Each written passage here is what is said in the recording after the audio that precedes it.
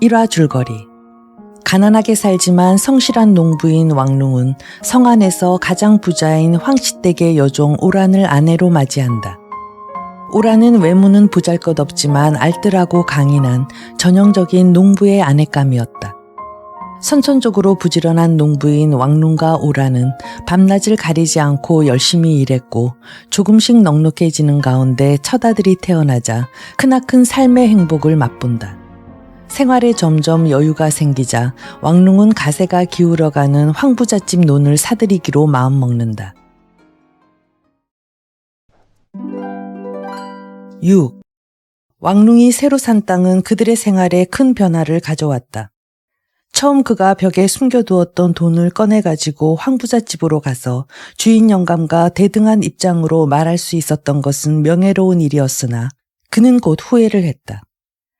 당장에 쓸 돈은 아니지만 그래도 돈을 넣어두었던 벽 속이 텅 비어있는 것을 생각하니 땅을 다시 되돌려주고 싶었다. 결국은 땅을 더 가지면 힘도 많이 든다. 또 아내의 말처럼 10리나 멀리 떨어져 있는 곳이다. 그 땅을 사는 데 있어서도 그가 생각한 것처럼 쉽지는 않았다. 그가 황부잣집에 찾아간 것은 점심이 지났을 때였다. 그는 뽐내는 말투로 영감님에게 내가 중요한 일로 찾아왔다고 전하게, 돈에 대한 의논이라고 말하게 하고 말했으나 문지기는 단호하게 거절했다.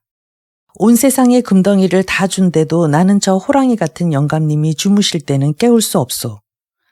영감님은 사흘 전에 도활한 새 첩을 얻었는데 지금 주무시고 계시오.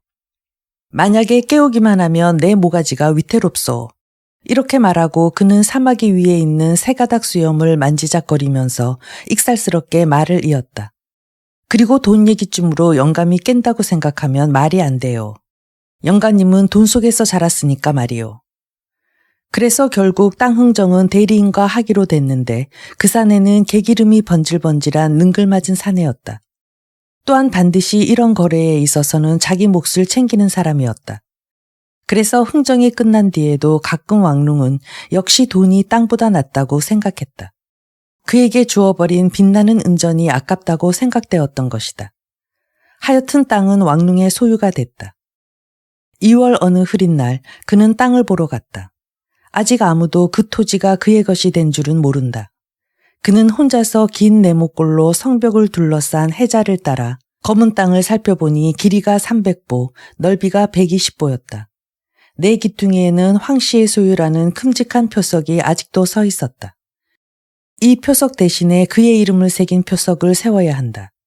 그러나 지금은 아니다. 그가 황부자 같은 부잣집 땅을 살 만한 넉넉한 사람이란 것을 세상 사람들에게 알리기에는 아직 이르다. 언제든 더 큰 부자가 되어 무엇을 해도 상관없을 때 해도 좋을 것이다. 그때 해도 좋을 것이라고 생각하면서 그는 둑에 서서 한동안 생각에 잠겼다. 이 손바닥만한 땅은 황부잣집 사람들에게는 아무것도 아니지만 내겐 소중한 것이다. 다음 순간 그는 또 기분이 바뀌었다. 이 한떼기 땅을 소중하게 생각하는 자신이 가여웠다. 그것은 그가 뽐내면서 영감의 대리인에게 돈을 건넬 때 대리인의 태도가 머리에 떠올랐기 때문이다.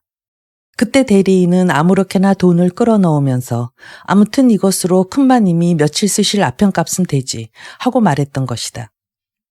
이렇게 생각하니 그와 황부자 사이에 있는 거리는 그의 눈앞에 넘치는 강물처럼 건널 수 없는 것이고 또 그의 눈앞에 그대로 높이 솟아있는 옛 성벽처럼 넘어갈 수 없는 것임을 새삼 느꼈다. 그러나 다음 순간 다시 그의 마음에는 분노에 넘칠 듯한 결심이 용솟음쳤다. 그는 저 침실벽에다 몇 번이고 은전을 메우고 지금의 이 한떼기 땅은 문제도 안 될 만큼 황부잣집 땅을 얼마든지 사고야 말리라. 이렇게 이 한떼기의 땅은 왕릉을 분발시키는 계기가 되었다. 비를 실은 구름덩이를 모는 따뜻한 바람과 함께 다시 봄이 찾아왔다. 겨울 동안 집안에만 틀어박혔던 왕릉은 들러 나와 부지런히 일하기 시작했다. 늙은 아버지가 손자를 돌봐주기 때문에 아내는 그와 함께 첫 새벽부터 어두울 때까지 일할 수 있었다. 어느 날 왕릉은 아내가 또 임신한 것을 짐작할 수 있었다. 그는 가을 추수 때에 또 아내가 일을 못하게 될 것을 생각하니 짜증이 났다. 그는 일에 지치고 신경이 날카로워져서 못마땅한 듯이 그녀에게 소리쳤다. 또 애를 뱄어. 꼭 바쁠 때만 애를 낳다니. 이번엔 아무렇지도 않을 거예요. 처음이나 고생스럽지. 오라는 걱정 말라는 듯이 못을 박았다. 이때부터는 두 번째의 아이이기 때문에 그들은 별다른 말도 안 했다. 마침내 어느 가을날 아침 오라는 손에 들었던 낫을 땅에 떨어뜨리고 기어가듯이 간신히 집으로 들어갔다. 왕룽은 그날 점심때도 집에 가지 않았다. 하늘에 비를 실은 검은 구름이 몰려오는데 들에는 익은 나락이 그대로 있어서 일각이 아까웠던 것이다. 해가 거의 질 무렵에 아내가 다시 그의 곁에 나타났다. 그녀는 배가 홀쭉 들어갔고 기진맥진해 있었으나 겉으로 나타내지 않았다. 오늘은 그만두고 들어가 누워있어.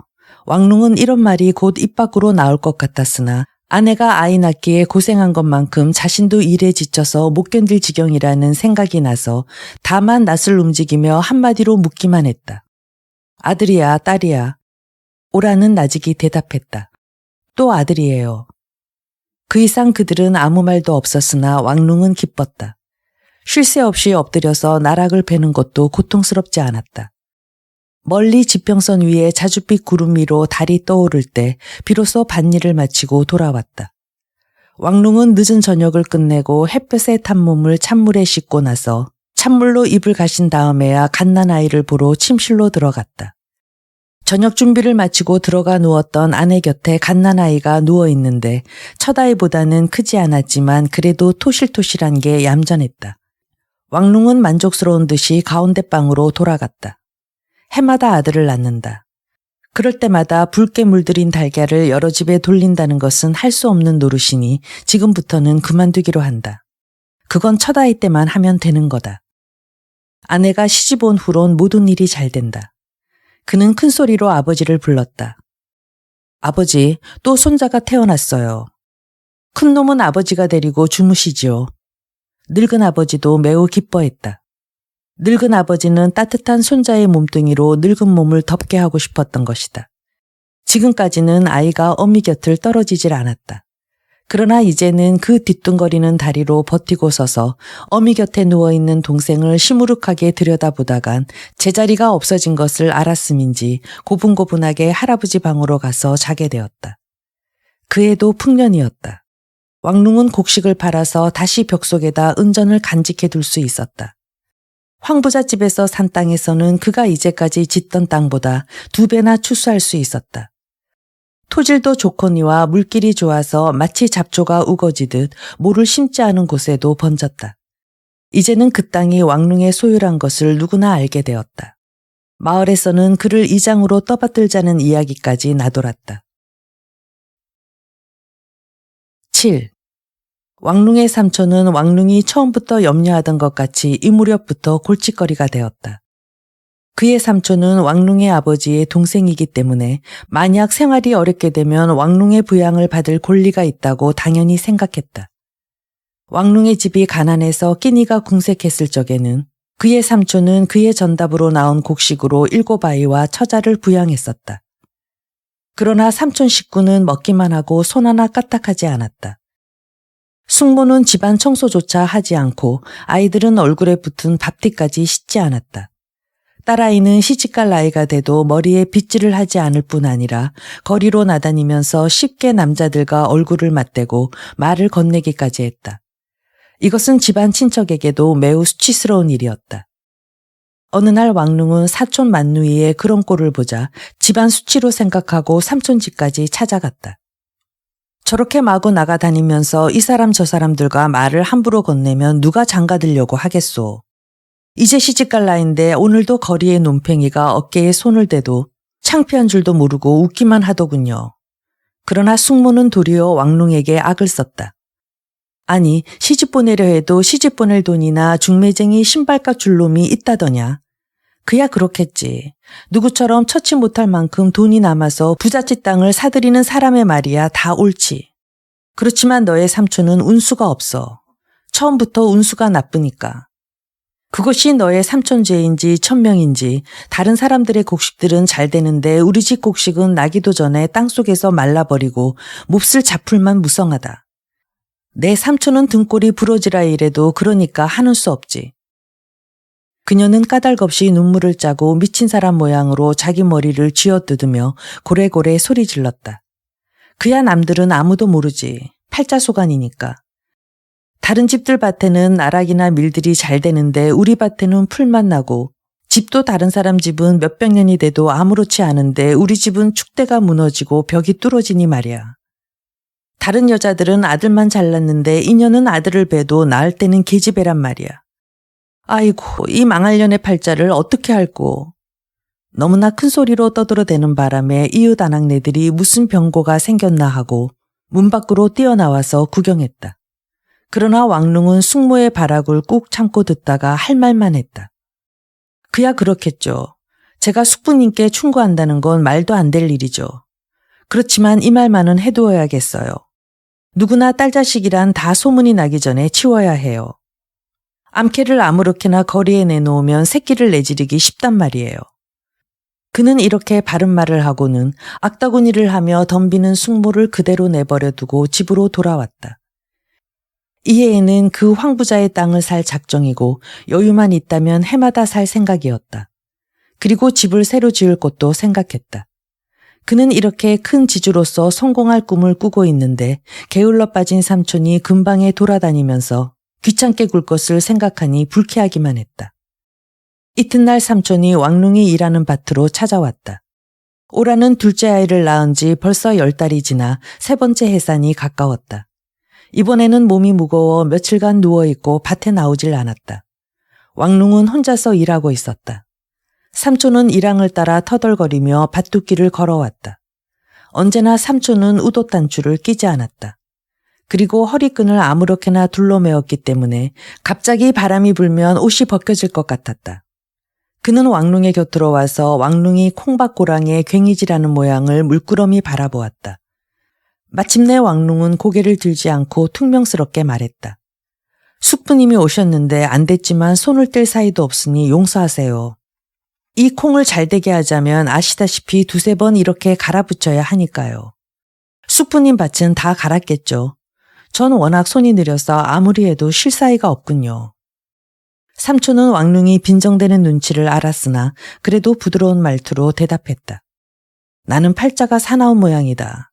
금년에 심은 콩은 20알에 한 알밖에 싹이 나오질 않았어. 그런데 그것조차 제대로 자라질 않으니 아무리 애써도 소용이 없어. 금년엔 콩을 사다 먹을 판국이니.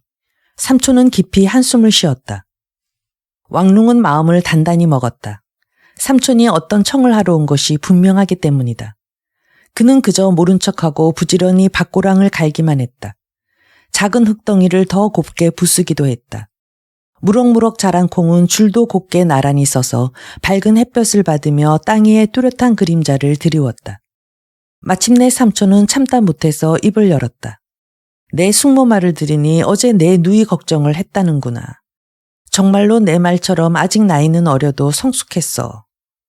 그 애가 벌써 15이나 되었으니 그대로 나다니게 두었다간 개 모양으로 애나 뵈면 집안꼴이 어떻게 되겠니?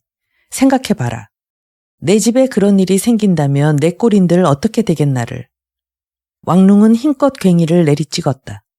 그는 가슴속에 있는 말을 쏘아주고 싶었다. 그러면 왜 집에 있게 못해요? 바느질을 시키거나 부엌일을 시키거나 집안 청소일을 시키지 않고요. 그러나 이런 말을 어른에게 함부로 할 수는 없는 것이다.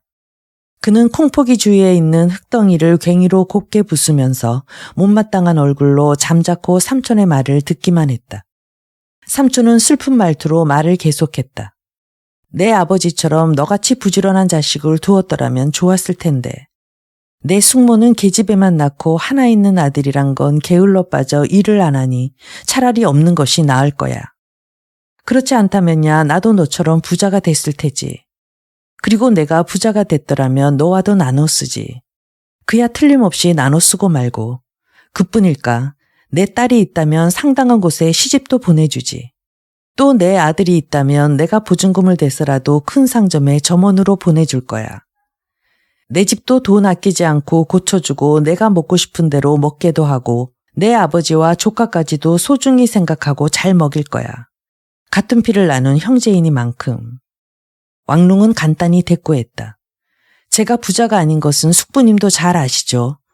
그런데 식구가 5이나 되고 아버지는 늙으셔서 일을 못하시고 잡수시긴 해야 되고 거기다 이번에 또 아이를 낳으니 말이에요. 이 말을 들은 삼촌의 음성이 갑자기 날카로워졌다. 그건 무슨 말이냐? 너는 부자야, 부자.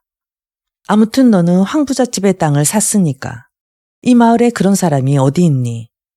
이런 말을 듣고 보니 왕릉은 왈칵 화가 치밀어 올랐다. 그는 괭이를 땅에 내리꽂곤 삼촌을 흘겨보면서 소리를 질렀다. 제게 약간의 돈이 있다면 그것은 저와 제 아내가 뼈아프게 일한 덕분이에요. 누구 모양으로 밭에 김을 안 매서 잡초가 나게 하고 아이들을 굶기면서 노름판에나 드나들거나 또 쓸지도 않는 지저분한 문간에서 쓸데없는 말을 늘어놓으면서 세월을 보내지는 않았어요. 삼촌의 얼굴이 푸르락불그락 하더니 마침내 왕릉에게 달려들어 뒷뺨을 때리면서 소리 질렀다. 이 불측한 놈아, 그게 내 삼촌에게 하는 말버릇이냐? 너는 천륜도 모르고 도덕도 모른단 말이냐? 어른의 허물 말하지 말라는 성현의 말을 들은 적도 없단 말이냐? 왕릉은 어른에게 지나친 말을 한 것이 잘못이라고는 생각했으나 마음속으로는 그대로 분한 생각이 나서 그저 시무룩하니 서 있었다. 이놈, 내가 한 말을 그대로 동네 사람들한테 말할 테다. 삼촌은 미친 사람 모양으로 소리를 질렀다. 이놈, 어제는 내 집에 와서 동네 사람들이 다 듣도록 내 딸이 성하지 않다고 외치더니 오늘은 내게 이렇게 거역하고 이놈아, 내 아비가 죽으면 내가 내 아비 노릇을 할 게 아니냐. 내 딸년이 환양년인지는 몰라. 그렇지만 너밖에는 아무도 그런 말을 한 사람이 없다 이놈아. 삼촌은 몇 번이나 되풀이하여 말했다. 마을 사람들에게 말하지, 말해. 이놈의 행실을. 그러나 왕릉은 마음에 없는 말이지만 그럼 저더러 어떻게 하란 말입니까? 하고 물었다. 행실이 나쁘다고 마을 사람들에게 소문을 퍼뜨리면 면목이 없기 때문이다. 그리고 아무튼 일가가 아닌가고 생각했다. 삼촌의 태도는 돌변했다. 화가 났던 얼굴을 곧 풀고 웃음까지 띠더니 다정스럽게 조카의 어깨를 두드리며 입을 열었다. 그래, 그러면 그렇지. 내 마음씨를 나는 잘 알지. 이 늙은 삼촌도 너를 아들같이 여긴다. 그래서 너를 믿고 말하지만 이 늙은이 손에 은전 열림만, 아니 아웃잎도 좋으니 조금만 다오. 딸아이의 중매를 부탁해야겠다. 내 말대로 시집 보낼 때가 되었잖니. 시집 보내야지. 삼촌은 한숨을 지으며 머리를 흔들었다. 그리고 하염없이 하늘을 올려다보았다. 왕릉은 집어들었던 괭이를 다시 땅에 내던지면서 말했다. 집으로 오세요. 전 부자들처럼 언제나 돈을 허리춤에 가지고 다니진 않으니까요. 땅을 사려던 은전이 삼촌의 손으로 들어간다. 그리고 그 돈은 해가 지기 전에 노름판 탁자 위에서 사라질 거라고 생각하니 왕릉은 분해서 아무 말도 나오지 않았다. 그냥 앞장서서 걷기 시작했다. 집으로 돌아가니 두 아이가 옷을 벗은 채로 살인문 앞에서 놀고 있었으나 왕릉은 거들떠보지도 않고 안으로 들어갔다. 삼촌은 매우 다정스럽게 아이들을 불러 남루한 허리춤에서 동전을 꺼내 한 입씩 나누어 주었다. 그리고 그 토실토실한 아이들을 얼싸안으며 귀여워 못 견디겠다는 듯이 볼을 비벼대며 햇볕에 그을은 살냄새를 맡았다. 이놈들 잘도 생겼다. 그러나 왕릉은 쳐다보지도 않고 아내와 같이 쓰는 방으로 들어갔다. 갑자기 밖에서 들어온 그에게는 창구멍에서 새어드는 한 줄기 햇볕밖에 보이지 않았으나 전날 기억에 있던 비린냄새가 코를 찔렀다. 그는 얼른 아내에게 물었다. 아니, 벌써 해산했어. 뭘 낳았어? 그러나 아내는 맥없이 가느다란 소리로 대답했다. 낳긴 낳았어요. 이번엔 계집애예요. 왕릉은 주춤했다. 계집애라니. 삼촌 집이 재수가 없는 것도 계집애만 낳았기 때문이 아니던가. 그런 계집애가 자기 집에도 태어나다니. 그는 말도 없이 벽을 더듬었다. 거기에 은전을 간직해 둔 것이다. 덮개를 열고 은전 아웃잎을 꺼냈다. 돈을 왜 꺼내요? 오라는 어두침침한 속에서 물었다. 숙부님에게 빌려주는 거요. 오라는 처음엔 아무런 대꾸도 없었다. 잠시 사이를 둔 다음에야 그 묵중한 태도로 말했다. 빌려준다는 말은 마세요. 거저주는 거지. 그 집에서 어디 빌려 쓰는 일이 있나요? 나도 잘 알아. 일가라고 해도 돈을 주는 것만은 살을 베어주는 것 같아. 왕릉은 불쾌한 듯이 입맛을 다셨다. 그는 사리문 밖으로 나가서 던지다시피 삼촌에게 돈을 주곤 다시 밭으로 돌아갔다. 그리고 지축을 뚫을 듯이 힘차게 흙을 뒤지면서도 한동안 그는 은전만 생각했다.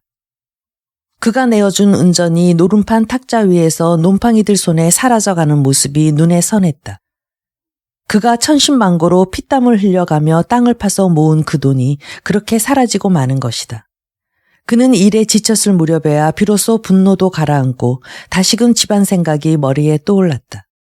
허리를 폈을 때는 이미 해가 저물었다.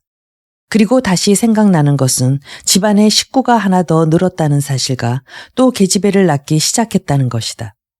딸 자식이란 애써 길러도 남의 집으로 가버린다는 것을 생각하니 맥이 풀려버렸다. 아까 집에 갔을 때는 삼촌에 대한 노여움 때문에 아이의 얼굴조차 잘 보지 않았다. 지친 몸을 갱이로 받치고 섰노라니 점점 슬픈 생각을 이길 수 없었다. 가까이 있는 밭을 사려고 했으나 그런 계획은 다음 추수까지 미루지 않으면 안 된다. 집안에는 식구만 늘어가는 것이다. 황혼이 짙어가는 하늘에 새까만 까마귀 떼가 그의 머리 위로 날아갔다. 그리곤 요란스럽게 울어대며 그의 집 가까이에 있는 나무숲에 내렸다. 왕룽은 그 뒤를 달려가며 소리를 지르고 갱이를 내저었다. 까마귀 떼는 하늘로 날아올라 그의 머리 위를 2번이나 빙빙 돌면서 그를 비웃기라도 하듯이 까웃거리다가 어두워지는 하늘로 멀리 사라졌다. 그는 자신도 모르게 신음했다. 불길한 징조인 것이다. 8. 하느님은 한번 사람과 등을 지게 되면 다시는 그 사람이 어떻게 하든 살려주지 않는 모양이다. 이른 여름에 내려야 할 비가 내리지 않고 날이면 날마다 무심하게 햇볕만 내리쬐었다. 땅 위의 모든 것이 마르거나 사람이 굶거나 하느님은 언제까지나 무관심했다. 하늘에는 한 점의 구름도 찾아볼 수 없고 밤이면 아름다운 별만 무정하게 반짝였다. 왕룽은 죽을 힘을 다해서 애썼으나 전답은 모두 마르고 갈라졌다. 봄과 함께 힘차게 돋아났던 밀이 이삭을 맺으려 했으나 하늘에서나 땅에서나 조금도 양분을 받지 못하고 따가운 햇볕을 받고 있는 동안에 점점 타들어가기만 했다. 논 모짜리에는 왕룽이 매일 무거운 물통을 어깨에 메고 날라주었기 때문에 빨간 들판에 한 점의 푸른 점같이 남아있었다. 그러나 그의 어깨가 움푹해지고 커다란 못이 바뀌었건만 비는 아직도 내리지 않았다. 마침내 몸물까지 말라서 바닥이 드러나고 우물물도 줄어들었다. 오라는 참다 못해 왕룽에게 말했다. 아이들이 물을 마시고 아버님이 뜨거운 물을 찾으면 곡식은 타버려요. 왕룽은 화를 냈으나 그도 역시 목맨 음성이었다. 그렇지. 모판마저 마른다면 우리들은 굶어 죽을 수밖에 없어. 그것은 사실이었다. 그들의 생활은 전부 땅에서 구하기 때문이다. 약간의 추수를 할 수 있는 것은 해자 곁의 논뿐이었다. 왕룽은 다른 밭을 전부 단념하고 오직 이 해자 곁의 논에만 달라붙어 아침부터 저녁까지 해자물을 퍼올렸다. 그래서 간신히 이 논만은 추수할 것이 있었다. 이해의 왕룽도 처음으로 추수한 쌀을 팔았다. 손에 은전을 받았을 때 이 돈을 어디다 쓸 것이냐고 속으로 생각하면서 굳게 움켜쥐었다. 하느님이 어떻게 하든 흉년이 얼마나 심하든 간에 그는 처음의 결심을 그대로 밀고 나갈 생각이었다. 이 한 줌의 은을 얻기 위하여 그는 뼈가 부서지도록 피땀을 흘렸던 것이다. 그래서 그는 돈으로 소원을 이뤄보고 싶었다. 그는 곧장 황부자의 논을 사기 위해 그 집 대리인을 찾아가 인사치레도 있고 말을 건넸다. 해자 곁에 내 논에 붙은 이댁논을 사려고 돈을 가지고 왔소. 그는 이 한 해 동안 황부잣집 형편이 말이 아니게 궁해졌다는 소문을 종종 들었다. 큰마님의 아편조차 못 사는 날이 며칠이나 계속되었고 그럴 때면 큰마님은 마치 늙은 호랑이처럼 미친 듯이 대리인을 불러서 욕을 퍼붓고 부채로 얼굴을 때리며 윽박지르는 것이었다. 그래, 팔 땅이 없단 말이냐 하고 대리인이 정신도 못 차리게 소리를 질러댔다. 그래서 대리인은 남몰래 떼어먹던 구정까지 큰마님의 아편을 사기 위해서 바쳤건만 그래도 부족했다. 그리고 영감님도 이런 낭비가 오히려 부족한지 또 새로 첩을 얻어들였다. 이 새로 들인 첩은 젊은 시절에 그가 사랑하던 종의 딸이었다. 그 종을 첩으로 들어앉힐 수는 없어서 남종과 혼인을 시켰는데 16된 그들의 딸을 보자 새로운 정욕이 불타기 시작했던 것이다. 도대체 영감님은 몸도 부자연스럽고 비둔해졌으나 정욕만은 줄지 않고 날이 갈수록 가냘프고 젊은 계집을 갖고 싶어 했다. 큰마님이 앞편에 팔려 있는 것처럼 영감님은 정욕에 빠져 있었다. 아무리 설명해도 그의 애첩을 위하여 옷기골이나 금팔찌를 살 여유가 없다는 것을 납득하지 못했다. 어릴 때부터 부잣집에서 자란 까닭에 손만 내밀면 돈이 얼마든지 있는 것이라고 생각했다. 돈이 없습니다라는 말은 그로서는 이해할 수 없는 말이었다. 또 자식들도 궁핍한 집에 대해서 아무 생각이 없었다. 자식들이 일생을 호화롭게 지낼 만큼의 재산은 아직도 있다고 생각했다. 지금까지 흥청거리고 편하게 지냈기 때문에 그 비대하던 대리인의 몸도 요즘에 와서는 뼈가 드러나도록 수척해졌다. 하느님은 황부자의 전답에도 비를 내리지 않았기 때문에 출수할 것이 없었다. 그래서 왕릉이 대리인을 불러 돈을 가지고 왔소 하는 말은 굶주린 사람에게 먹을 것을 가져왔소 하는 말과 같았다. 대리인은 두말 없이 왕릉에게 달려들다시피 했다.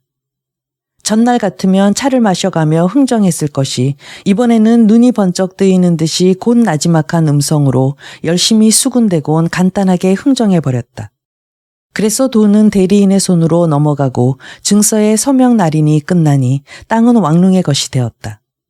왕릉은 그의 살과 피처럼 귀중한 은전이었지만 이번엔 아무런 고통을 느끼지 않았다. 그 돈으로 그가 가장 소원하던 땅을 손에 넣었기 때문이었다. 새 땅은 처음에 산 것보다 배나 넓었다. 이렇게 그의 땅은 점점 늘어만 갔다. 그는 그것이 토질 좋은 땅이라는 것보다 몇 대나 두고 부귀를 자랑하던 황부잣집의 것이었다는데 더 한층 무한한 만족을 느꼈다. 그는 새 땅을 샀다는 사실을 누구에게도 말하지 않았다. 오란에게까지도 말하지 않았다. 몇 달이 지나도 비는 내리지 않았다. 가을이 가까워지자 하늘에는 마지 못한 듯이 구름덩이가 나타나기도 했다.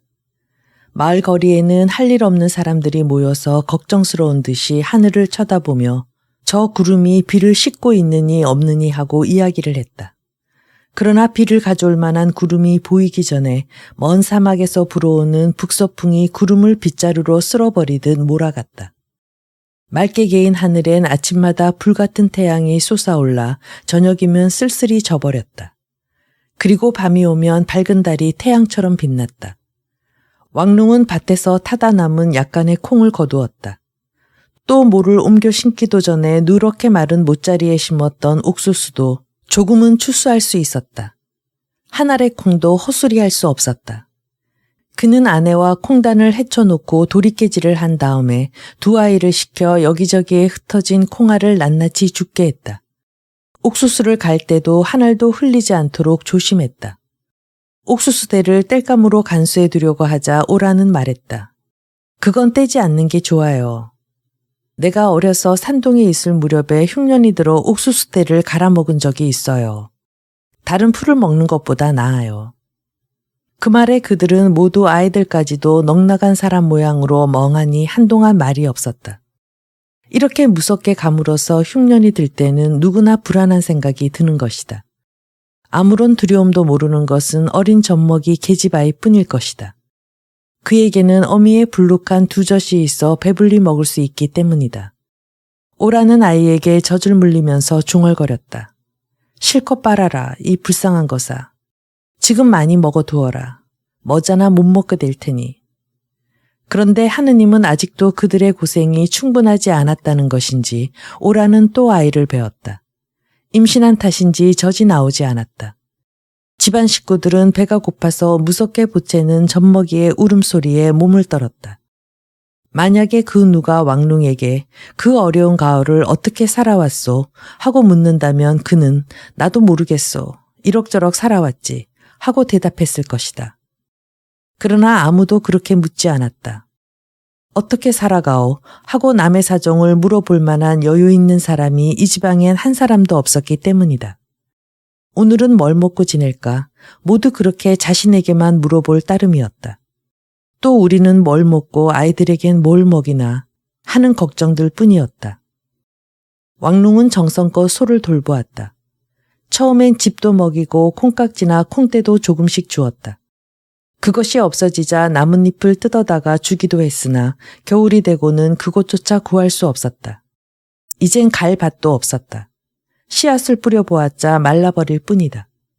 그뿐 아니라 그 씨앗조차 먹어버렸기 때문에 소를 그냥 들판에 내놓아 풀을 마음대로 찾아먹게 했다. 그러나 소도둑을 맞을 염려가 있어서 맏아들을 소등에 타고 있게 했다. 마침내 그렇게도 할 수 없었다. 마을 사람들이라 할지라도 아이가 타고 있는 만큼 빼앗아 가서 잡아먹을지도 모를 일이었다.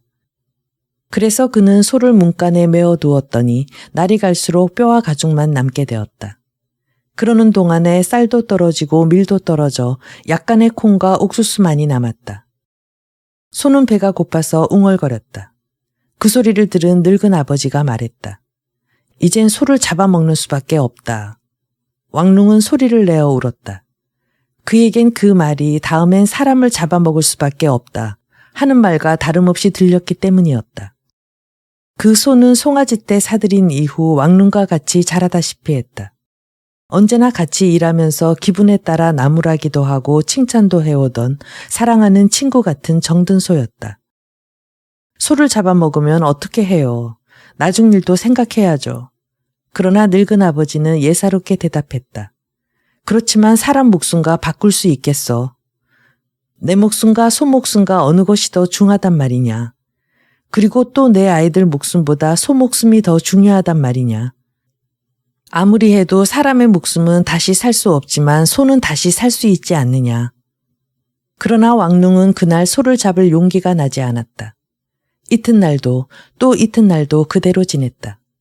아이들은 배가 고파서 울어댔지만 먹을 것은 아무것도 없었다. 오라는 아이들을 생각하며 그의 눈치만 살폈다. 마침내 왕룽도 소를 잡기로 했지만 간장이 끊어지는 것 같았다. 잡으려면 잡아. 그렇지만 내 손으로는 못 잡겠어. 그는 방 안으로 들어가 침대에 누워 이불을 뒤집어 썼다. 소의 비명을 듣기 싫었기 때문이었다. 오라는 가만히 밖으로 나가 큰 부엌칼로 소의 경동맥을 끊었다. 그리고 흘러내리는 피를 그릇에 받아 모으고 다시 가죽을 벗겨 살 한 점이라도 버리지 않도록 처리했다. 왕룽은 그 일이 끝나고 음식이 장만될 때까지 침대에서 나오지 않았다. 그 고기를 요리에 들여와도 목으로 잘 넘어가지 않았다. 억지로 국물만 좀 마셨다. 그러자 오란이 이렇게 말했다. 이미 죽은 소를 생각하면 무엇해요. 그 소는 이미 늙은 소였어요. 나중에 훨씬 더 좋은 소를 사면 되잖아요. 얼른 드세요. 왕룽은 겨우 힘을 얻어서 고기를 한 입 두 입 먹기 시작했다. 다른 식구들도 먹었다. 그들은 그 고기를 아껴 먹었다. 마침내는 뼈까지 갉아먹었다. 남은 것은 가죽뿐이었다. 그것은 오란이 대나무 태에 펴서 말려두었기 때문에 벌써 굳어져 있었다. 마을 사람들은 왕룽이 반드시 돈도 숨겨두었고 곡식도 숨겨두었으리라 생각해서 처음에는 그에 대한 감정이 좋지 않았다. 제일 먼저 양식이 떨어진 삼촌이 찾아왔다. 삼촌의 9 식구는 벌써부터 굶고 있었다. 왕룽은 하는 수 없이 삼촌의 두루마기 자락에 약간의 콩과 금쪽같이 간직해 두었던 옥수수 한 점을 넣어주면서 말했다. 이것뿐입니다. 아이들도 아이들이지만 저도 아버지를 모시고 있으니까요. 그 다음날 또 삼촌이 찾아왔을 때 그는 소리를 버럭 질렀다. 일가 생각을 하다간 우리가 굶어 죽겠소.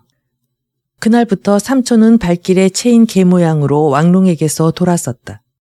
그리고 마을에 돌아다니면서 욕설을 퍼부었다. 조카 놈은 돈도 있고 곡식도 숨겨두고선 우리들에게 조금도 안 나눠주니 그 놈은 1년도 모르는 놈이야. 삼촌이 굶어 죽게 돼도 모른 척하는 놈이야. 죽일 놈 같으니. 이 조그만 마을의 모든 집엔 양식이 떨어지고 남은 몇 푼의 동전까지도 장에 가서 써버렸다. 사막에서 불어오는 차디찬 겨울바람은 살을 에이는 듯했다. 마을 사람들은 그 자신의 굶주림과 앙상하게 뼈만 남은 아내와 배가 고파 보채는 아이들의 울음소리에 미칠 지경이었다. 그 무렵 왕룽의 삼촌은 초상집 개처럼 길거리에서 부들부들 떨면서 그 줄인 입술로 소곤거렸다. 저놈의 집엔 먹을 것이 있어. 저놈의 집 아이들은 모두 피둥피둥 살이 쪘단 말이야. 어느 날 밤 마을 사람들은 몽둥이를 들고 왕룽이 집에 몰려가서 대문을 두드렸다. 마을 사람들의 고함 소리를 들은 왕룽이 대문을 열자 그들은 왕룽을 문 밖으로 떠밀어내고 또 벌벌 떠는 아이들을 몰아낸 다음 온 집안을 샅샅이 뒤지기 시작했다. 그러나 그들이 찾아낸 것은 약간의 콩과 옥수수뿐이었다. 그들은 너무나 실망한 나머지 자포자기하여 고함을 치면서 탁자, 의자 등 얼마 안 되는 살림살이를 모조리 빼앗아갔다. 그때 오라는 그들을 가로막고 서서 침착한 말투로 입을 열었다. 오라는 솔직하고도 차근차근하게 말했다. 그건 안 돼요. 아직은 안 돼요. 아직 탁자나 의자나 침대를 빼앗을 때는 아니에요.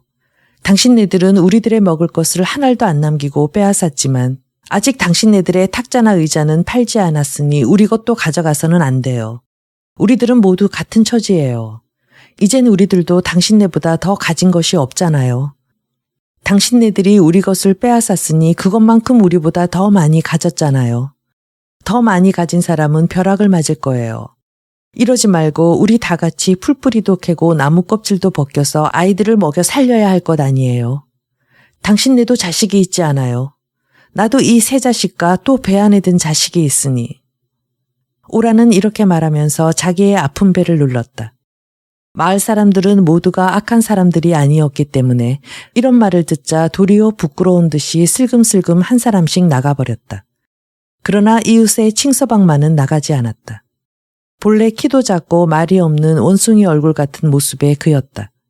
지금은 더 한층 여위어서 얼굴에 뼈만 남아 더욱 수심이 가득해 보였다.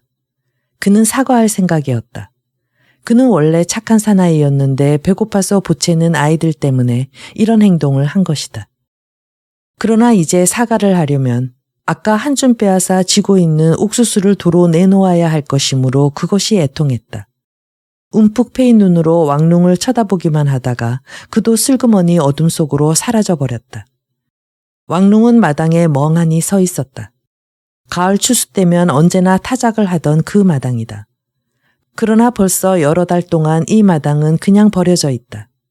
이제 집안에는 먹을 것이라곤 아무것도 남아있지 않았다. 아내를 먹일 것도 없다. 아내는 자기뿐만 아니라 뱃속에서 자라고 있는 생명도 길러야 한다.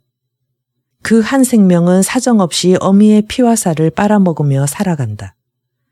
그 순간 왕룽은 심한 공포를 느꼈다. 그러나 곧 그는 마치 혈관에 술기운이 돌듯이 어떤 생각이 떠올라 얼만큼 위안이 되었다. 아, 다행이다. 저들은 내 땅을 빼앗아 갈 수는 없는 것이다.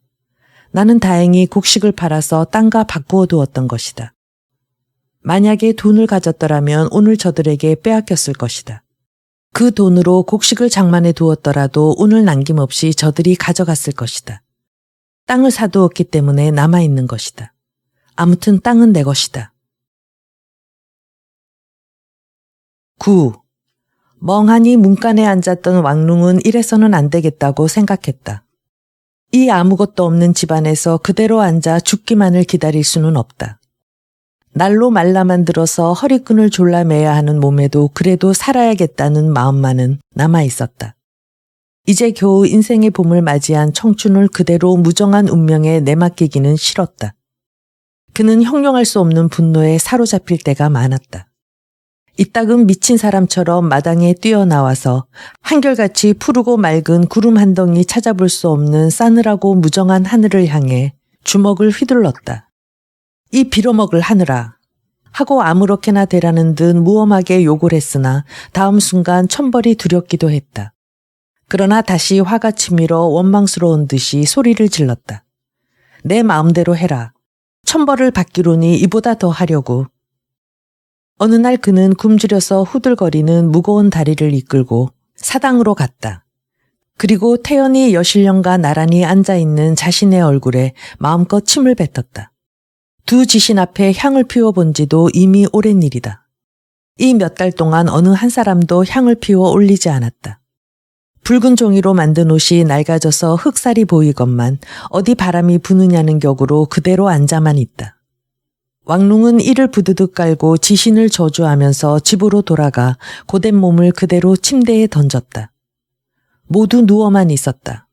일어난들 별 수 없었다. 누워 있으면 간혹 잠이 오기도 해서 그동안만이라도 배고픔을 잊을 수 있다. 그들은 말린 옥수수대를 갈아서 가루로 만들어 먹었다. 또 나무 껍질을 벗겨 먹기도 했다. 마을 사람들은 말라버린 겨울 들판을 헤매면서 풀뿌리까지 캐어 먹었다. 동물이라곤 하나도 없었다. 아무리 돌아다녀도 소나 당나귀는커녕 새 한 마리도 찾아볼 수 없었다. 아이들의 배는 아무것도 먹지 않았는데도 이상하게 불룩했다. 마을 거리에서는 나와 노는 아이들을 하나도 구경할 수 없었다. 왕룽의 두 아이도 겨우 문턱까지 기어나와 햇볕을 쬐일 뿐이었다. 무정한 태양은 한결같이 내리쬐었다. 토실토실하던 그들의 몸뚱이는 여일대로 여이어서 닭의 갈비 같은 뼈들이 앙상하게 드러나기 시작했다. 계집애는 앉을 때가 됐는데도 제대로 앉지 못하고 낡은 포대기에 쌓여서 몇 시간이고 잠만 잤다. 처음엔 온 집안이 떠나가게 울어대더니 이제 힘없이 드러누워 무얼 입에 대어주면 간신히 빨아먹을 뿐 울지도 않았다. 얼굴엔 뼈만 남았다. 입은 마치 늙은이 모양으로 언저리가 오므라들고 입술도 파랬다. 움푹 파인 힘없는 눈으로 사람을 쳐다보기만 했다. 이렇게 되어도 죽지 않는 생명은 부모의 심금만을 울렸다. 만약에 다른 아이들이 자랄 때처럼 토실토실하고 생기가 있었더라면 왕룽은 딸아이인 만큼 이렇게 사랑하지는 않았을 것이다. 그 기막히는 일을 생각해서 때때로 왕룽은 애처롭게 중얼거렸다. 불쌍한 것 같으니, 불쌍한 아가야. 한 번은 이 딸이 이빨도 없는 잇몸을 보이면서 방긋 웃는 것을 본 왕룽은 눈물을 지었다. 왕룽은 앙상한 그의 손으로 아이의 가느다란 발을 어루만졌다. 그리고 그의 웃옷을 헤치고 아이를 품속에 넣고 몸을 덮여주면서 문턱에 걸터 앉아 메마른 들판을 멍하니 내다보았다. 늙은 아버지는 누구보다도 잘 지냈다. 무엇이든 먹을 것이 있으면 아이들에게는 안 주더라도 늙은 아버지에게 주었기 때문이다. 누구나 왕룽은 효자라고 생각했다. 왕룽 자신도 그렇게 자부했다. 그는 살을 베어서라도 아버지를 섬기고 싶었다. 늙은 아버지는 낮이나 밤이나 누워 있었다. 무엇이든 주는 대로 먹었다.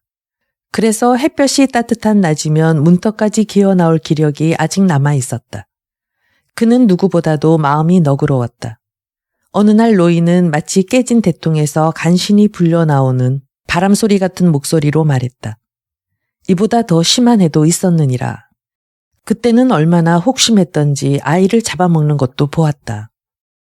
우리 집에선 그런 일은 없어요. 하고 왕룽은 이 말이 무서워 이렇게 대답했다. 하루는 사람의 그림자 같지도 않은 앙상한 이웃 칭서방이 왕룽을 찾아왔다. 흙같이 검게 마른 입술로 이렇게 말했다. 성내에선 개까지 다 잡아먹었대. 말이거나 새나 동물은 한 마리도 없이 다 잡아먹었대. 우리도 농사 지을 소든 풀이든 나무 껍질이든 이제 다 먹어버렸으니 앞으로 뭘 먹고 살지. 왕룽은 할 말이 없어 머리만 흔들었다. 가슴엔 앙상하게 뼈만 남은 딸아이를 안고 있었다. 그는 물끄러미 쳐다보고만 있는 아이를 애처로운 듯이 내려다보았다. 두 눈이 마주칠 때면 아이 얼굴에는 방긋 웃음이 떠올랐다. 그는 가슴이 미어지는 것 같았다. 칭서방이 해골 같은 얼굴로 다가서며 속삭였다. 마을에선 벌써 사람의 고기를 먹고 있어. 자네 삼촌도 숙모도 먹었대. 그대게 아무것도 없는 것은 온 마을이 다 아는 터인데 그래도 살아서 나다니는 힘이 있는 것을 보더라도 알 일이지. 왕룽은 갑자기 주춤했다. 칭서방의 눈에 어려있는 살기를 보자 왕룽은 알 수 없는 공포에 쌓였다. 그는 마치 다가오는 어떤 위험을 피하려는 듯이 벌떡 일어서며 말했다. 우리 이 마을을 떠나세. 그는 일부러 음성을 높여 말했다. 남방으로 가세. 여기선 다 굶어 죽을 테니. 설마 아무리 하늘이 무심하다 해도 이 한민족을 다 죽이진 못할 테니까. 칭서방은 서글픈 말투로 왕룽에게 말했다. 아, 자네는 젊으니까. 난 자네보다 나이도 많고 마누라도 젊지 않네.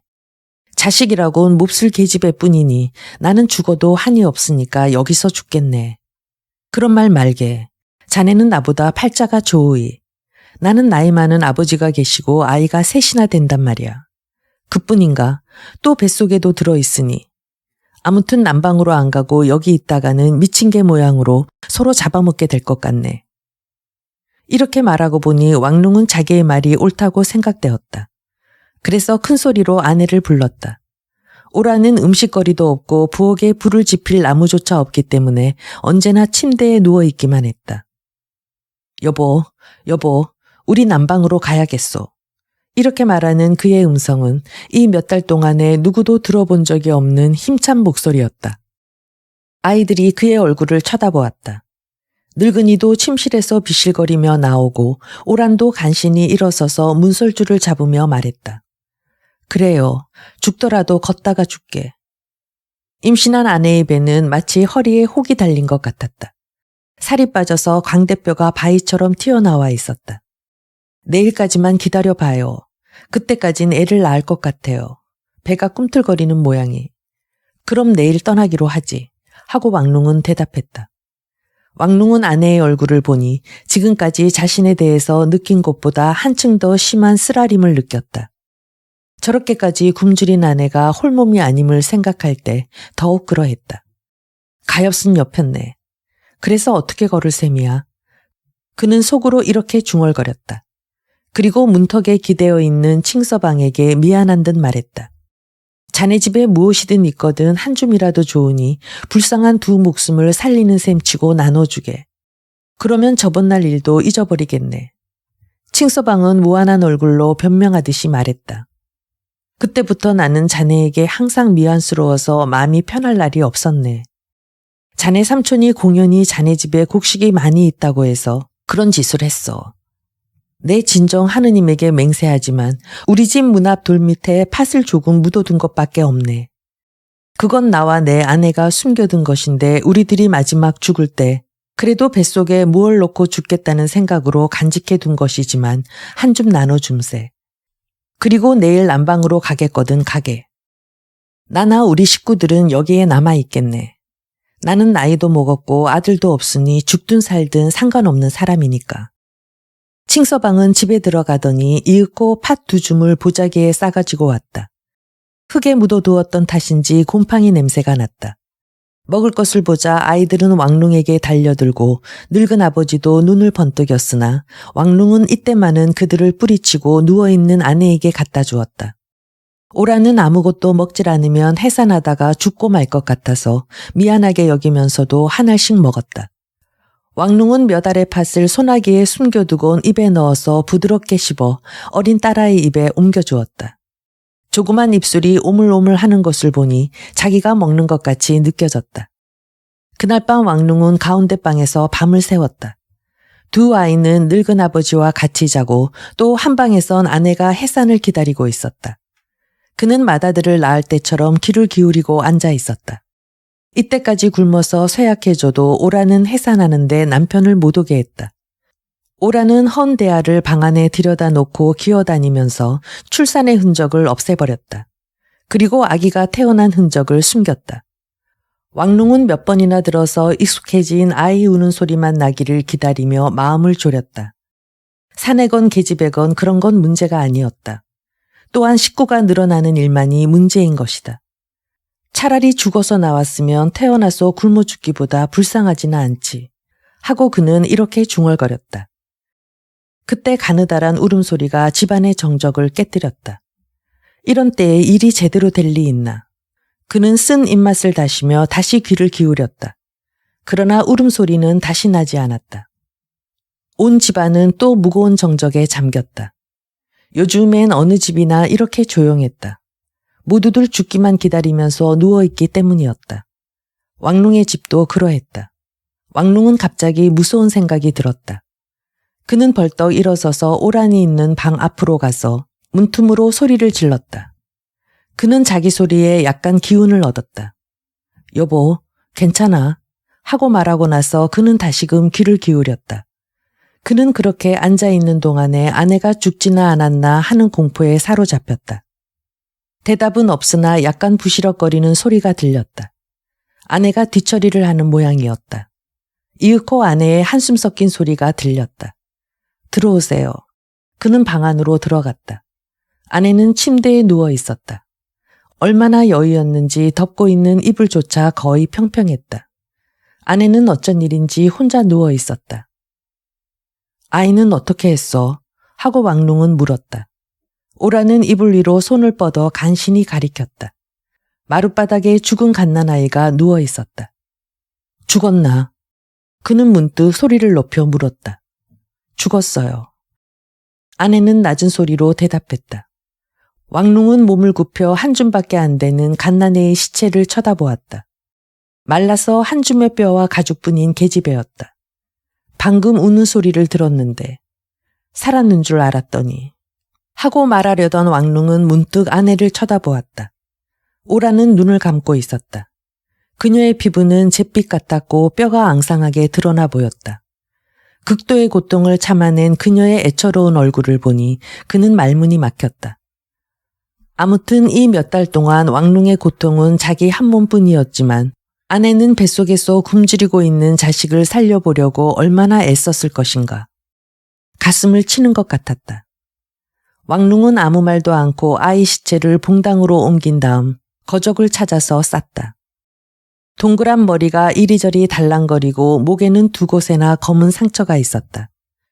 시체를 거적에 싼 그는 걸을 수 있는 한 집에서 멀리 걸어가서 오래된 무덤이 있는 데까지 시체를 옮겼다.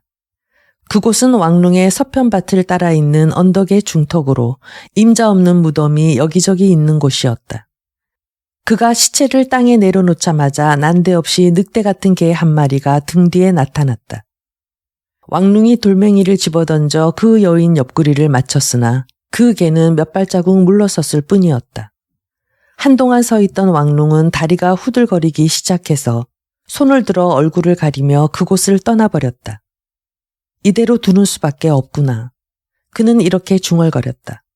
왕룽은 이때처럼 절망을 느낀 적이 없었다. 이튿날 아침 한결같이 변함없는 푸른 창공에 태양이 떠오르자 왕룽은 어린 자식과 쇠약한 아내와 늙은 아버지를 이끌고 집을 떠날 결심을 했던 어제가 꿈만 같았다. 아무리 풍요한 좋은 땅이 남방에 있다 할지라도 아버지나 처자가 어떻게 몇백 리의 길을 걸어갈 수 있을 것인가? 또 과연 남방에는 먹을 것이 있을 것인가? 이 구릿빛 나는 가문 하늘이 끝없이 남방에까지 이어져 있을 것 같았다. 아마 힘껏 걷기는 걸어도 여기보다 더 흉년이 심한 구경을 할 뿐이고 마침내는 알지도 못하는 사람들 속에서 죽게 될지 모른다.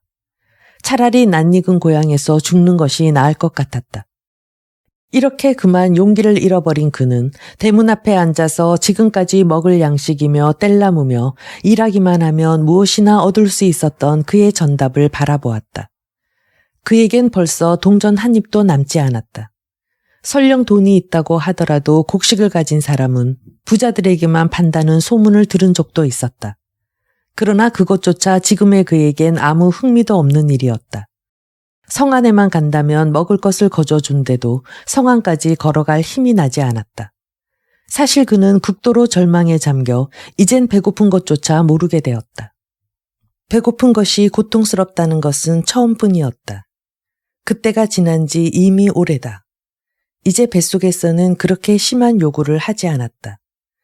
그는 밭의 흙을 파다가 아이들에게 먹였으나 자기는 먹지 않았다. 이 흙을 물에 풀어서 그들은 며칠간의 요기를 했다. 관음 보살님의 흙이란 이름을 가진 그 흙에는 약간의 영양분이 있다는 것이다. 이 흙으로 언제까지나 생명을 이어갈 수는 없지만 그래도 얼마 동안은 배고픔을 잊을 수 있었다. 헛배 부른 배를 메울 수가 있었다.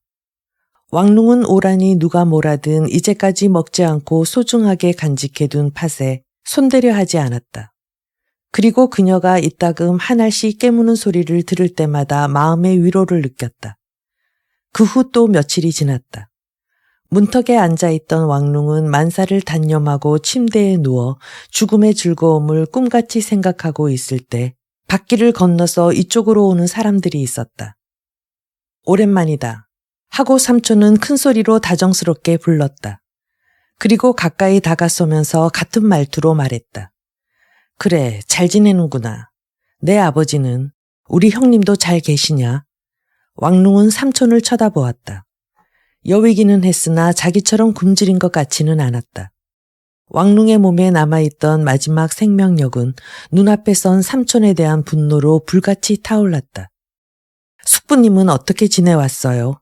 어떻게 먹고 살아요? 하고 그는 무거운 혀를 간신히 움직여 이렇게 물었다.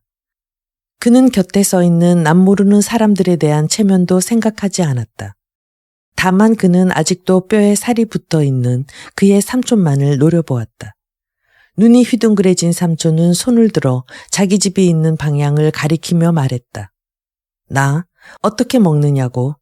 내 집에 와봐라. 내가 잘 알다시피 그렇게 살쪘던 내 숙모는 뼈만 남아서 마치 빨래를 대나무에 널어놓은 것 같아. 아이놈도 넷밖에 안 남았다. 작은 놈 셋은 죽었어. 이 삼촌도 내가 보는 대로 이 꼴 이 모양이 아니냐. 삼촌은 가만히 소매 끝으로 두 눈을 닦았다. 그렇지만 숙부님은 무엇을 드셨죠? 왕룽은 바보처럼 거듭 중얼거렸다. 나는 언제나 큰 집 일만 걱정했다. 너나 내 아버지가 어떻게 지내는지를 말이야. 하고 그는 재빠르게 말을 이었다. 그래서 지금 그 증거를 보이러 왔다. 그건 다름 아니고 여기 같이 온 이 양반들은 성 안에서 사시는데 마을의 땅을 사신단다. 그래서 나는 우선 내 땅을 사시게 하여 내 목숨을 이어나가게 해보려고 왔단다. 나는 다른 집보다 큰 집 것을 먼저 사게 해보려고 이렇게 온 거란 말이야. 뭐니 해도 목숨이 제일 소중하잖니. 이렇게 말을 하고는 한 걸음 물러서며 누더기 같은 두루마기를 펄렁거리고 팔짱을 꼈다. 그러나 왕룽은 꿈쩍도 안 했다. 그는 일어서지도 않았고 손님들에게 인사도 하지 않았다. 고개를 들고 그들을 물끄러미 쳐다볼 뿐이었다. 그들이 성내에서 온 것은 틀림없었다. 때 묻은 비단 두루마기를 입었으며 손은 차가웠고 손톱은 길었다. 그들은 먹을 것이 얼마든지 있는 것 같았고 기운도 나는 모양이었다. 왕룽은 갑자기 그들에 대하여 형용할 수 없는 증오를 느꼈다. 자기의 자식들은 흙까지 파먹는데 그들은 저렇게 배불리 먹고 마시며 이제는 이 궁지에 빠진 그에게서 땅을 빼앗으려 하는 것이 아닌가. 그는 해골같이 뼈만 남은 얼굴에 분기를 돋우며 그들을 쏘아보았다. 난 땅을 안 팔겠소. 그는 한마디로 쏘아붙였다. 삼촌은 또 앞으로 나섰다. 이때 왕룽의 두 어린 자식이 기어나왔다. 아이들은 허약해질 대로 허약해져 마치 어린애처럼 기어다녔다. 이 아이가 내 아이냐? 삼촌은 놀란 듯이 물었다. 지난 여름에 내가 동전을 준 그 토실토실하던 놈이란 말이냐? 그들의 눈은 모두 아이에게로 쏠렸다. 이 몇 달 동안에 한 번도 울어본 적이 없는 왕룽은 갑자기 흐느껴 울었다. 목이 메이는 듯 눈물이 볼을 따라 좌르르 흘러내렸다. 값은 얼마나 주겠소? 마침내 왕룽은 물었다. 어떤 일이 있어도 새 아이만은 먹여 살려야 한다. 자신과 아내는 굴을 파고 그 속에 누웠다가 죽을 수 있으나 아버지와 아이들만은 살려야 했다. 성내에서 온 사람들 중에서 한쪽 눈이 꺼진 사내가 다가서면서 부드러운 말투로 말을 꺼냈다.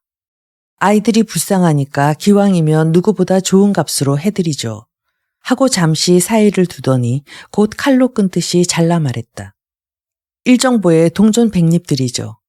왕룽은 어처구니 없다는 듯이 쓴웃음을 지었다. 뭐요? 그건 거저달라는 것과 마찬가지 아니오. 나는 그 20곱이나 주고 샀소. 그렇지만 당신은 굶어 죽어가는 사람에게서 산 것은 아니겠죠. 하고 또 다른 사내가 입을 열었다. 그는 키가 작달막하고도 여의였으며 콧날만 우뚝했으나 체격에 어울리지 않을 만큼 소리가 크고 야비했다. 왕룽은 세상스럽게 세 사람을 둘러보았다. 그들은 왕룽을 얕보는 태도였다. 굶주린 아이들과 늙은 아버지를 가졌으니 그들의 말대로 팔고야 말 것이라고 생각하는 모양이었다. 그것을 보자 왕룽은 땅을 팔려던 약해졌던 마음이 갑자기 무서운 분노로 변했다. 그는 마치 사나운 개가 도둑에게 달려들듯 벌떡 일어났다. 죽어도 땅은 안 팔겠소. 난 이 땅에 흙을 파서 자식을 먹여 살리겠소. 그러다가 아이들이 죽으면 이 땅에 묻겠소. 나나 내 아내나 아버지나 모두 우리들을 먹여 살려주던 이 땅에서 죽겠소. 그는 이렇게 말하곤 소리내어 울었다. 전신에 용소듬치던 분노가 사라지는 것 같았으나 그래도 그는 몸을 부들부들 떨면서 울었다. 성내에서 온 사람들도 빙그레 웃으면서 바라보았고 삼촌도 무표정한 얼굴로 서 있었다. 그들은 왕룽의 말을 미친 사람의 헛소리 같지만 생각하고 화가 가라앉기만 기다리는 모양이었다. 이때 오란이 문간으로 나왔다. 오란은 언제나 다름없는 그 묵중한 말투로 입을 열었다. 땅은 안 팔아요. 팔아버리면 남방에서 돌아왔을 때 농사 지을 땅이 없어지니까요. 그러나 탁자하고 침대 2개, 이불, 의자 2개, 부엌에 있는 솥을 팔겠어요. 그렇지만 쇠스랑이나 괭이나 호미 같은 농구는 안 팔아요. 아무튼 땅은 안 팔겠어요. 오란의 침착한 이 말은 왕룽이 고함을 친 것보다 더 한층 굳은 결심을 보여주었다. 삼촌은 의심스러운 듯이 물었다. 정말 남방에 가려고? 잠시 후 애꾸눈이 그들에게 눈짓을 하더니 한동안 수군댔다. 이윽고 그는 오란을 들여다보며 말했다. 그따위 물건이야 뗄나무밖에 더 되겠소.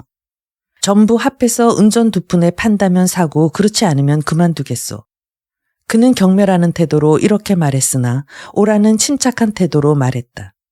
그런 값이라면 침대 1개 값밖에 안 됩니다만 돈을 가지셨거든 곧 주십시오. 물건은 지금 가져가면 되니까. 그 사람은 허리춤에서 은전을 꺼내 오란이 내민 손 위에 놓았다. 세 사람은 집 안으로 들어가서 탁자, 의자, 침대, 이불 등을 꺼내고 부엌에선 솥을 드러냈다. 늙은 아버지 방에서 물건을 드러낼 때 삼촌은 밖으로 나가서 기다렸다. 형과 얼굴을 대하기 싫었고 늙은 아버지를 마룻바닥에 눕히고 침대를 꺼내는 꼴을 보기 싫었던 것이다. 전부를 드러내고 2개의 쇠스랑과 2개의 괭이와 호미만이 가운데 방 모서리에 남았을 때 오라는 남편에게 말했다. 이 은전이 있는 동안에 얼른 남방으로 갑시다. 이대로 있다간 대들보까지 팔아먹게 돼요. 나중엔 들어갈 움막조차 없어지겠어요. 그래, 떠나세, 떠나. 왕룽은 허공의 뜬소리로 중얼거렸다. 그러나 그는 밭을 건너서 멀리 사라지는 성내 사람들을 바라보면서 몇 번이고 중얼거렸다. 그래도 아직 땅은 있어. 그래도 땅만은 가지고 있단 말이야. 10. 남방으로 떠날 준비를 한 대짜 살인문에 자물쇠를 채웠다는 것밖에 없었다. 옷은 있는 대로 모조리 껴입었다. 오라는 아이들 손에다 밥그릇과 젓가락을 쥐어주었다. 아이들은 언제 먹게 될지 모르는 그릇을 밥이나 든 것처럼 안아들었다. 초라한 일행은 밭을 건너서 움직이기 시작했다. 걸음이 너무 느려서 언제 성내에 닿을는지 아득했다. 왕룽은 어린 계집아이를 안았다가 아버지가 걷지 못해서 넘어지는 것을 보자 아이를 아내에게 맡기고 아버지를 업었다. 아버지는 바람개비처럼 쇠약했으나 왕룽은 그래도 다리가 후들거렸다. 그들은 묵묵히 사당 앞을 지나갔으나 두 지시는 무엇이 지나든 관심 없는 것처럼 태연했다. 쇠약한 왕룽은 살을 에이는 듯한 찬바람인데도 땀을 흘렸다. 차디찬 바람이 계속 그들 앞으로 불어왔다. 아이들은 추위에 견디다 못해 울음을 터뜨렸다. 왕룽은 아이들을 달래며 말했다. 울지 마라. 너희들은 다 크지 않았니? 남방으로 가면 날씨도 따뜻하고 날마다 먹을 것도 있어. 모두 쌀밥을 먹게 된다. 너희들도 잘 먹을 수 있어. 조금 걷고 쉬고 또 쉬곤 했다. 그래도 그럭저럭 성문 앞까지 왔다. 이곳은 언제나 시원해서 왕룽이 땀을 말리곤 하던 곳인데 오늘은 너무 추워 이를 갈 지경이었다. 벼랑에서 얼음물이 흘러내리는 것처럼 호되게 찬바람이 거세게 휘몰아쳤다. 발밑의 진흙바닥엔 칼날같이 얼음이 끝을 내밀어 아이들은 걸을 수 없었다. 딸아이를 업은 오란도 발을 옮겨놓기 어려워했다. 왕룽은 하는 수 없이 아버지를 업어다 놓고 다시 돌아와서 두 아이를 하나씩 들어다 옮겼다. 겨우 그 일이 끝나자 땀이 비오듯 흘렀다. 그는 기진맥진해서 성벽에 기대어 눈을 감고 숨을 헐떡였다. 가족들은 추위에 부들부들 떨면서 왕룽을 둘러싸고 그가 움직이기만 기다렸다. 이윽고 황부잣집까지 다다랐다. 그 대문은 굳게 닫혀 있었고 양쪽에 있는 돌사자는 모진 바람에 시달려 잿빛처럼 되어 있었다. 문 앞에는 초라한 모습의 남녀들이 웅크리고 앉아 닫혀있는 대문만 쳐다보고 있었다. 비참한 왕릉의 일행이 지나가자 웅크리고 있던 사람들 중에서 한 사람이 서글픈 목소리로 말했다. 부자놈들은 금년 하늘같이 무정하군. 이놈들은 살을 먹고도 남아서 술까지 빚어 처먹는데. 그러자 또 한 사람이 중얼거렸다. 내가 조금만 힘이 있다면 그놈의 대문짝에다 불을 지르겠는데. 이놈의 안채까지 불을 지르고 그 속에서 타 죽어도 한이 없겠어. 이런 황가놈 집에 벼락이라도 안 내리나.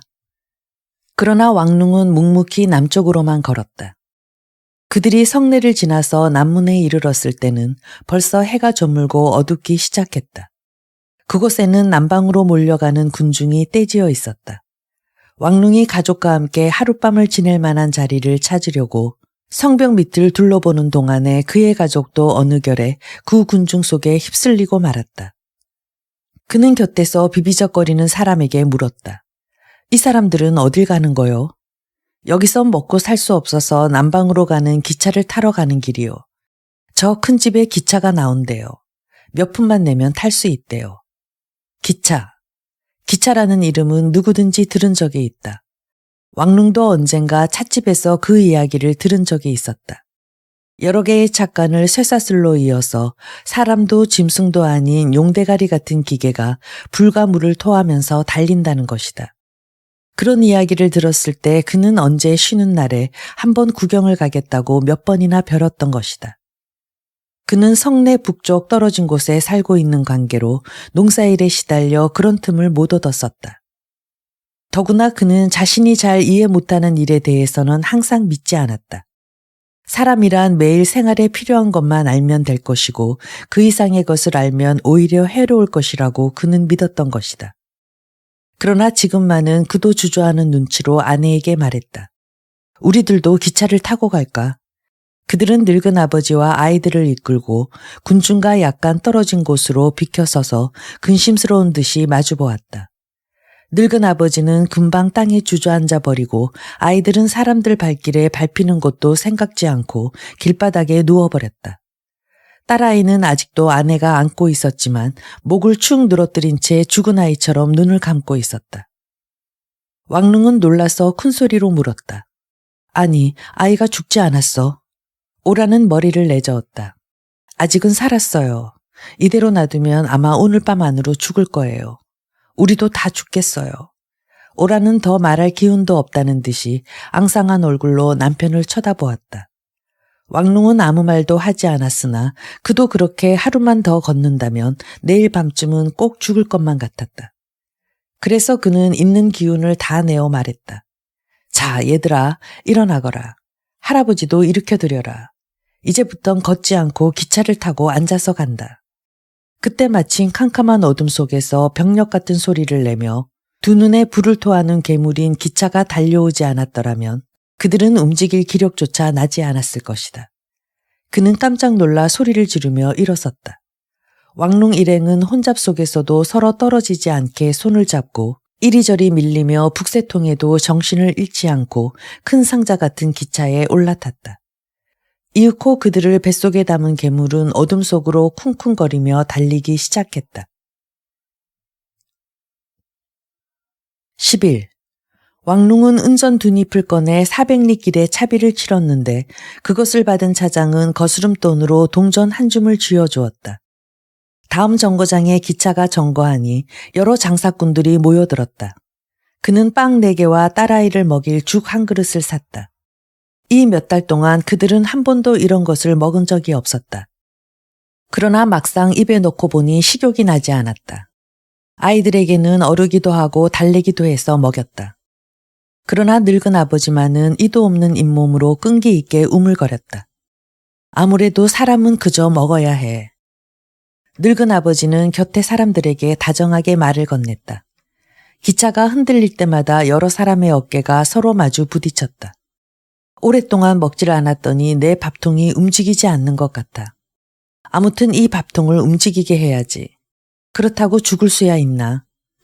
사람들은 이렇게 말하면서 빙그레 웃는 늙은 아버지에게 눈길을 모으며 소리내어 웃었다. 왕릉은 돈을 아껴 썼다. 남방에 도착하여 움막을 지을 거적이라도 사야 하기 때문이었다. 그래서 그것을 살 만큼 남기고 먹을 것을 사 먹기로 했다. 착간에는 남방에 가본 적이 있는 남녀들이 많았다. 어떤 사람은 해마다 남방 도시에 가서 노동도 하고 구걸하여 먹기도 했다고 말했다. 기찰한 괴물과 창밖으로 휙휙 달아나는 풍경에 눈이 익숙해진 왕룽은 비로소 그런 사람들의 이야기에 귀를 기울이기 시작했다. 남방 사정에 밝은 사람들은 그들이 모르는 고장 이야기를 자랑삼아 큰 소리로 떠들어댔다. 우선 거적을 6장 사야 되죠. 하고 한 사나이가 말했다. 낙타잎같이 생긴 험상궂은 사내였다. 거적 한 장에 동전 2잎씩이에요. 그렇지만 그것도 영리해야 돼요. 시골뜨기 같이 보이면 새 잎을 줘야 하거든요. 그런 것을 알아서 사야 된단 말이에요. 나는 잘 알아요. 나는 이래봬도 이곳 사람들이 얕보지는 못해요. 부자들도요. 이렇게 말하고 그는 여러 사람들을 둘러보았다. 열심히 귀를 기울이고 있던 왕룽은 다음 이야기가 듣고 싶어서 그 다음은 어떻게 하오? 하고 재촉했다. 이 작가는 나무 괴짝 같았다. 의자도 없는 마룻바닥에서 바람과 먼지가 날아들었다. 왕룽은 맨바닥에 앉아서 듣고 있었다. 그러고는 사나이는 더욱 언성을 높여 말했다. 그들이 앉아있는 바닥 밑에서 울리는 소리가 시끄러웠기 때문이었다. 그 거적으로 움막을 짓고 거지가 되는 거요. 얼굴에 진흙이나 검정을 발라 될 수 있는 대로 불쌍하게끔 보이도록 하고 구걸하는 거지요. 왕룽은 아직 구걸을 해본 적이 없었다. 도외에 남모르는 사람에게 구걸한다는 것은 아무리 생각해도 싫었다. 꼭 구걸을 해야만 하나요? 그는 몇 번이나 물었다. 그럼요. 낙타입을 한 사람은 예사롭게 설명했다. 그렇지만 구걸도 배가 부른 다음에 하는 거요. 남방 도회엔 쌀이 흔해서 아침마다 공설 식당에 가서 동전 한 입만 주면 쌀죽을 배불리 먹을 수 있어. 그러고 나서 구걸을 해가지고 두부나 배추나물 등을 사면 살아갈 수 있죠. 왕룽은 그들에게서 뒤편으로 약간 물러나 돌아앉아서 허리춤에 넣어둔 동전을 세어보았다. 거적을 6장 사고 온 식구가 쌀죽 한 끼씩을 사 먹어도 동전 3잎이 남는 셈이었다. 이만하면 새살림을 시작할 수 있다는 생각이 들어 흐뭇한 심정이었다. 그러나 그릇을 들고 이 집 저 집으로 돌아다니면서 구걸을 한다는 것은 아무리 생각해도 싫었다. 늙은 아버지나 아이들이나 그의 아내 같으면 혹시 모르겠지만 그는 그래도 성한 사지가 있지 않은가. 무엇이든 일거리는 없나요? 하고 왕룽은 돌아앉아 그 남자에게 물었다. 뭐, 일거리요? 하고 그 사내는 왕룽을 멸시하듯 말하고는 착간 바닥에 침을 탁 뱉었다. 그야 당신이 하고 싶다면 인력 거라도 끌 수 있죠. 번지르르한 부자 사람들을 태워가지고 한참 달리면 땀이 나고 또 손님을 기다리노라면 그 땀이 얼어서 얼음 옷을 입은 것 같이 돼요. 나 같으면 차라리 구걸질을 하겠소. 그는 말을 마치고 다시 못마땅한 듯이 중얼거렸기 때문에 왕룽은 더 묻지는 않았다. 그러나 그 말을 들어둔 것이 왕룽에게 도움이 되었다. 기차가 도착하여 여러 사람들과 함께 땅에 내린 왕룽은 이미 모든 계획이 서 있었다. 정거장을 나서니 웅장한 집들을 둘러싼 석벽들이 줄지어 있었다. 왕룽은 아버지와 아들들을 석벽 밑에 앉혀놓고 아내더러 지키라고 하고는 거적을 사러 났었다. 그러나 어디서 파는지 알 수 없어서 지나가는 사람에게 물어볼 수밖에 없었다. 그런데 남방 사람들의 말씨가 어찌나 빠른지 알아들을 수가 없었다. 몇 번이나 거듭 물으니 그들은 짜증을 냈다. 남방 사람들은 성미가 급했다.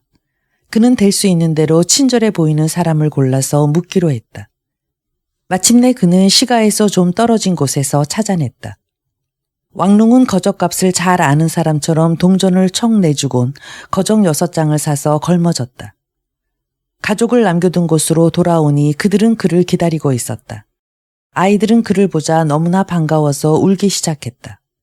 늙은 아버지는 눈에 보이는 것이 모두 이상한 듯이 구경을 하다가 아들이 돌아오자 입을 열었다. 너도 알았겠지만 남방 사람들은 모두 살쪘구나. 살결이 희고 기름기가 번지르르한 것이 매일같이 돼지고기를 먹나 보다. 지나가는 사람들은 아무도 왕룽의 가족을 거들떠보지 않았다. 그들은 모두 거리를 분주하게 오갈 뿐이었다. 거지 곁에 발을 멈추는 이는 한 사람도 없었다.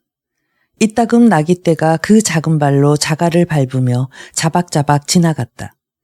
나귀들은 벽돌이나 곡식 부대들을 등에 얹고 있었다. 그런 나귀들마다 맨 뒤에 한 필에는 마부가 타고 큰 채찍을 내두르며 소리를 쳤다. 휙휙 하고 채찍을 내두르는 소리가 났다.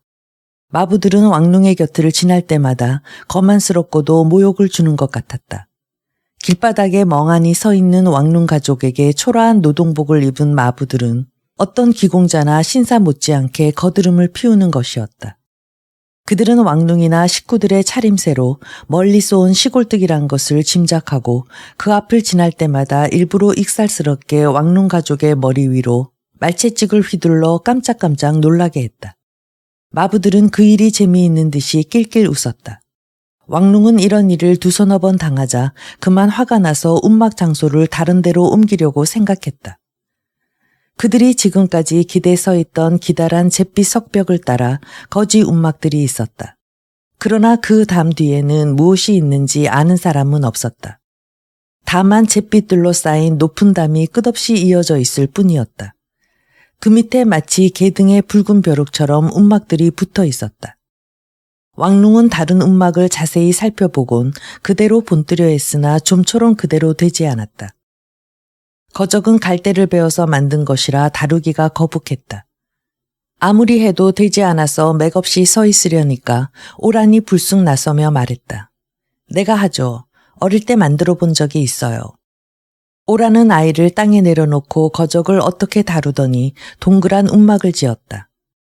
한복판은 앉아도 머리가 닿지 않을 만하고 땅바닥에 드리워진 거적 끝은 벽돌을 주워다가 날리지 않게 눌러놓았다. 그것이 되자 오라는 안으로 들어가서 남은 거적을 바닥에 깔았다. 이 안에 들어있으면 비바람은 넉넉히 피할 수 있었다. 이렇게 앉아 서로 얼굴을 쳐다보니 멀리 수백 리 떨어져 있는 고향일이 꿈만 같았다. 이렇게 먼 길을 걸어서 왔더라면 몇 주일은 걸렸을 것이고 또 도중에 죽어버렸을는지도 모른다. 굶는 사람이라곤 한 사람도 볼 수 없는 도회의 광경에 그들의 마음은 안정되었다. 자, 공설식당을 찾아가자. 하는 왕릉의 말에 모두 신이 나는 듯이 기운차게 일어나 운막을 나섰다. 아이들은 이제 곧 먹게 된다는 바람에 젓가락으로 그릇을 두들기면서 우쭐거렸다. 이 높고 긴 돌담에 운막이 많은 이유를 그들도 알아차렸다. 그것은 공설식당이 가깝기 때문이었다. 그 긴 돌담 북쪽 끝을 지나서 조금만 가면 다른 큰 길이 나왔다. 그 길에는 많은 빈민들이 사발, 바가지 따위 빈 그릇을 들고 웅성거렸다. 모두 공설식당으로 몰려가는 빈민들이었다. 왕릉 일행도 그 행렬로 들어서서 밀려가니 거적으로 얽은 큰 집이 있었다. 사람들은 웅성거리며 그 집 속으로 밀려 들어갔다. 그 집 속엔 왕릉이 처음 보는 굉장히 큰 가마솥이 걸려 있었다. 작은 연못만한 큰 솥이었다. 그런 솥이 몇 곳에나 있었다. 커다란 나무 뚜껑을 열어젖히니 흰죽이 부글부글 끓고 구수한 냄새와 구름 같은 김이 솟아올랐다. 이 구수한 쌀죽 냄새는 그들에게 다시 없는 좋은 것이었다. 그들은 앞을 다투어 몰려들었다. 사람들은 고함을 치고 여자들은 아이들이 밟힐까봐 악을 쓰고 어린애들은 큰 소리로 울어댔다. 큰 나무 뚜껑을 열던 사내가 소리를 질렀다. 죽은 얼마든지 있으니까 차례대로들 오시오. 그러나 아무리 소리를 질러도 배고픈 그들에겐 안 될 말이었다. 그들은 먹을 것을 받을 때까지 짐승같이 사나웠다. 그 속에 휩쓸린 왕릉은 아버지와 아이들을 놓치지 않게 붙잡고 있는 것만도 힘이 들었다. 그러는 동안에 가마솥 앞까지 밀려왔다.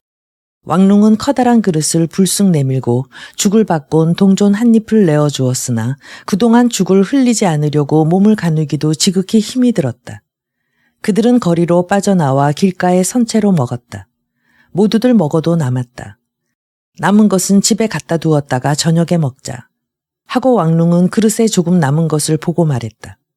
그러나 푸르고 붉은 제복을 입은 경비원인 듯한 사람이 그에게 다가서며 말했다. 그건 안 돼. 뱃속에 넣은 것 이외에는 가져갈 수 없어. 뭐라고요? 내가 돈 주고 산 건데 먹고 가건 가져가건 당신이 무슨 상관이오? 그 사람은 설명했다. 규칙을 모르는 소리야. 동전 한 입에 그렇게 많이 주는 곳이 어디 있어. 이 죽은 가난한 사람을 위해서 나누어 주는 건데. 이 죽을 사가지고 가서 돼지를 먹인단 말이야. 그래서 절대로 가져가진 못해. 왕룽은 이 말을 듣자 어안이 벙벙했다. 아니, 그런 놈이 다 있어요. 그리고 또 계속해서 물었다. 그런데 어떤 분이 이렇게 나누어 주는 거요? 이건 이 도시의 부자 양반들이 하는 건데 그분들은 이렇게 해서 죽은 뒤에 극락에 가려는 이도 있고 또 훌륭한 사람이라고들 세상 사람들에게 칭찬받기 위해서 하는 이도 있지. 아무튼 훌륭한 일이요. 그중엔 부처님 같은 어진맘으로 그러는 분도 있겠지요. 그러나 그 산하에 있는 왕룽 따위는 더 상대하기가 귀찮다는 듯이 돌아서면서 콧노래를 흥얼거리기 시작했다. 그때 아이들이 빨리 돌아가고자 왕룽의 옷깃을 잡아당겼기 때문에 모두 이끌고 움막으로 돌아왔다. 이번 여름 이후론 처음으로 배불리 먹었다. 배가 부르니 온몸이 노곤해지고 잠이 쏟아졌다. 가족들은 움막에 들어가 눕기가 무섭게 이튿날 아침까지 잠을 잤다. 이튿날 아침에 마지막 남은 동전 한 잎으로 공설시장에서 끼니를 이었다. 지금부터는 어떻게 해서든지 돈을 벌어야 한다고 생각한 왕룽은 아내의 의견을 묻는다는 듯 오란의 얼굴을 쳐다보았다. 그러나 황폐한 들판에서 오란을 바라볼 때처럼 절망적인 눈빛은 아니었다. 이 도시에는 굶주리는 사람은 없는 것이다. 시장에는 고기도 채소도 있다. 생선시장에 살아있는 고기가 물에 담겨 있지 않은가. 아무튼 굶어 죽진 않을 것이다. 그곳에서는 돈이 있어도 먹을 것이 없었던 것이다. 오라는 이런 도시 생활에 익숙한 듯이 자신 있는 말투로 말했다. 나와 아이들은 국어를 할 수 있어요. 아버님도 할 수 있어요. 내겐 주지 않더라도 저런 백발 노인에겐 마음이 움직일 거예요. 말을 마치자 아이들을 불렀다. 아이들은 배불리 먹고 난 다음인지라 지금까지의 모든 일을 잊어버리고 오가는 사람들을 신기한 듯이 바라보기만 했다. 자, 이리들 오너라. 둘 다 밥그릇을 이렇게 드는 거야. 오라는 빈 그릇을 손에 들고 앞으로 나서면서 처량한 음성으로 흉내내 보였다. 서방님, 마님, 적선합시오. 이 배고픈 어린 것들에게 적선합시오. 아이들은 기가 막히는 듯 어머니의 얼굴을 쳐다보았다. 왕릉도 말없이 바라보았다. 어디서 저런 신용을 배웠을까? 아내의 지난 날은 자기도 모르는 처참한 시절이 있었던가고 왕릉은 가슴이 쓰리도록 느꼈다. 오라는 그 말없는 질문에 대답했다. 나는 어린 시절에 이렇게 살아본 일이 있어요. 이런 흉년에 내가 남의 종으로 팔려가던 때 말이에요. 이때 누워있던 늙은 아버지도 일어났기 때문에 그들은 늙은 아버지에게 빈 밥그릇을 들려주었다. 내 식구는 거리로 나서서 국어를 시작했다. 오라는 애처로운 소리를 내며 길 가는 사람에게 밥그릇을 내밀었다. 그는 딸아이의 머리를 늘어지게 안았다. 그가 몸을 움직일 때마다 잠든 아이의 머리가 흔들렸다. 오라는 이렇게 여러 사람들에게 아이를 보이면서 슬픈 음성으로 국어를 하는 것이었다. 거룩하신 마님, 이 아이가 굶어 죽어갑니다. 제발 적선합시오. 실상 아이의 머리가 굶어 죽어가는 모양으로 축 늘어져 있기 때문에 싫으면서도 동전을 던지고 가는 사람이 있기도 했다. 아이들은 국어라는 것이 곧 장난처럼 생각된 모양이었다. 큰 놈은 부끄러워서 애걸하다가 웃기까지 했다. 이것을 본 오라는 움막으로 불러들여 뺨을 호되게 때리며 윽박질렀다. 너희들은 굶어 죽겠다고 하면서 웃는단 말이냐. 오라는 손이 아프도록 아이들을 때렸다. 아이들 눈에선 쉴 새 없이 눈물이 흘러내렸다. 오라는 우는 아이들을 밖으로 내쫓으며 말했다. 그 우는 꼴을 하고 국어를 해야 돼. 또 웃기만 해봐라. 아주 혼낼 테니. 왕룽은 거리로 나가 여기저기 수소문하여 간신히 인력거를 세놓는 집을 찾았다. 하루치새로 은전 반냥을 저녁에 치르기로 약속하고 인력거 한 대를 끌고 거리로 나왔다. 다 낡은 바퀴가 달린 인력거를 끌고 거리로 나서니 지나가는 사람마다 자기를 쳐다보는 것만 같았다. 그는 처음으로 쟁기를 맨 소처럼 인력거채를 잡았다. 그는 손이 극히 어색해서 거의 움직일 수 없었다. 그러나 다른 인력거꾼들은 사람을 태워가지고 잘들 달렸다. 그도 먹기 위해 그렇게 해야만 된다고 생각을 했다. 그는 가게가 없는 뒷골목으로 들어가서 달리는 연습을 해보았다. 힘이 들었다. 구걸질이 훨씬 낫겠다고 생각하고 있을 때 어떤 집 현관에서 노인이 나와서 그를 불렀다. 안경을 썼는데 차림으로 봐서 학자 같았다. 처음에 왕룽은 인력거를 끄는 것이 처음이라서 달릴 수 없다고 변명했으나 노인은 귀가 먹어서 듣지를 못했다. 그는 태연히 다가서며 앞채를 내리게 하고 그냥 올라앉았다. 왕룽은 손님이 기머거린 줄 알자 어떻게 하면 좋을지 몰라 망설였다. 차림이 훌륭한 나이 많은 학자인지라 그의 말대로 해야겠다고 생각했다. 노인은 점잖게 앉아 말했다. 향교로 가세. 노인은 태연하고 침착했다. 그 점잖은 태도는 왕룽에게 입을 열 틈을 주지 않았다. 그는 다른 인력거꾼처럼 앞으로 달렸다. 그러나 그는 향교가 어느 편에 있는지도 전혀 몰랐다. 그는 달리면서 몇 번이나 길을 물었다. 길이 어떻게나 복잡한지 광주리를 이고 물건 팔러 다니는 장사꾼, 장거리를 가는 여인네, 말을 몰고 가는 마부들, 그리고 왕룽과 같이 인력거를 끄는 사람들이 수없이 오갔다. 그는 그들과 부딪힐까봐 조심스러워 마음 놓고 달리기가 어려웠다. 그리고 솜씨가 없어 차체도 덜커덩거려 마음이 쓰였다. 그러나 그는 될 수 있는 대로 빨리 걸었다. 그는 무거운 짐은 질 수 있게 단련되었으나 이렇게 차를 끌기는 힘이 들었다. 향교가 보일 즈음에는 벌써 양팔이 빠질 듯이 아프고 손에 물집이 생겼다. 괭이를 잡던 손자리는 인력거채를 잡는 손자리와는 달랐던 것이다. 향교 문 앞에서 인력거를 멈추니 천천히 인력거에서 내린 노인은 품속에서 작은 은전 한 잎을 꺼내주며 말했다. 난 이보다 더 준 일이 없으니 아무 말 말고 받아. 노인은 몸을 돌려 향교 안으로 사라졌다. 왕룽은 이런 은전을 본 일이 없었다. 동전으로 셈하면 얼마나 될지도 몰랐다. 그래서 그 곁에 쌀집에 가서 동전으로 바꾸니 26잎이었다. 이 남방 도시에선 얼마나 돈 벌기가 쉬운 것이냐고 그는 새삼스럽게 놀랐다. 그때 가까이 있던 다른 인력거꾼이 돈 세는 것을 들여다보며 물었다. 겨우 26푼이요. 그 손님을 어디서 태웠기에? 왕룽의 대답을 들은 그 인력거꾼은 다시 큰 소리로 말했다. 참 인색한 늙은이로군. 반값도 안 주었군. 처음에 얼마 받기로 했소. 정하지 않았소. 그저 부르기에 태웠죠. 그 사나이는 가엾은 듯이 왕룽을 쳐다보면서 옆에 사람에게 들리도록 큰 소리로 말했다. 이런 바보 좀 봐. 돼지꼬리가 그냥 달린 시골뜨기야. 그는 한바탕 웃곤 다시 떠들어댔다. 부른답시고 값도 정하지 않고 태우는 바보가 어딨어. 이 바보야. 정하지 않고 태울 수 있는 건 서양 사람들 뿐이야. 놈들은 성질이 급하지만 그래도 돈을 깎진 않아. 돈을 물 쓰듯이 쓰니까. 듣고 있던 사람들도 모두 소리를 내어 웃었다. 왕룽은 아무 대꾸도 하지 않았다. 이런 도회지에선 아무것도 모르기 때문에 기가 죽었다. 그는 아무 말도 않고 인력거를 끌고 나섰다. 그렇지만 이만해도 내일 아이들 밥거리는 되니까. 그는 속으로 어깨를 으쓱했으나 문득 인력거 세를 줘야 한다는 생각이 떠올랐다. 저녁이면 줘야 할 텐데 이것으로는 절반도 안 되었다. 그는 아침나절에 또 한 사람을 태웠다. 이번엔 값을 정하고 태웠다. 오후에는 2사람을 태웠으나 저녁 때 차세를 치르고 나니 그의 손에는 동전 한 입밖에 남지 않았다. 고향에서 가을 추수를 하는 것보다 고되게 일하고 동전 한 입밖에 못 얻은 것을 생각하니 분하기 짝이 없었다. 그는 가족이 기다리는 움막으로 돌아가며 고향 생각을 했다.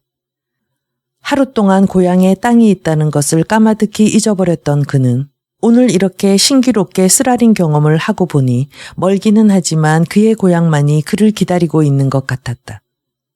오라는 그날 하루에 엽전 40잎을 벌었다. 동전으로 셈하면 5잎도 못 되는 것이었다. 아이들은 큰 놈이 세전 8잎, 작은 놈이 13잎을 벌었다. 전부 합하면 내일 아침 죽값은 넉넉했다. 그것을 한데 합치려고 하니 작은 놈이 악을 쓰며 울었다. 잘 때도 손을 놓지 않았다. 그러나 이튿날 아침에 죽값을 치를 때에는 비로소 자기 몫으로 내놓았다. 늙은 아버지는 한 푼도 벌지 못했다. 온종일 하라는 대로 길바닥에 앉아 있었으나 애걸하지는 않았다. 그는 졸기만 하다가 눈을 떴을 때는 거리에 오고 가는 것들을 신기한 듯이 바라보기만 했다. 그것조차 실증이 나면 또 졸았다. 늙은 아버지라고 나무랄 수도 없었다.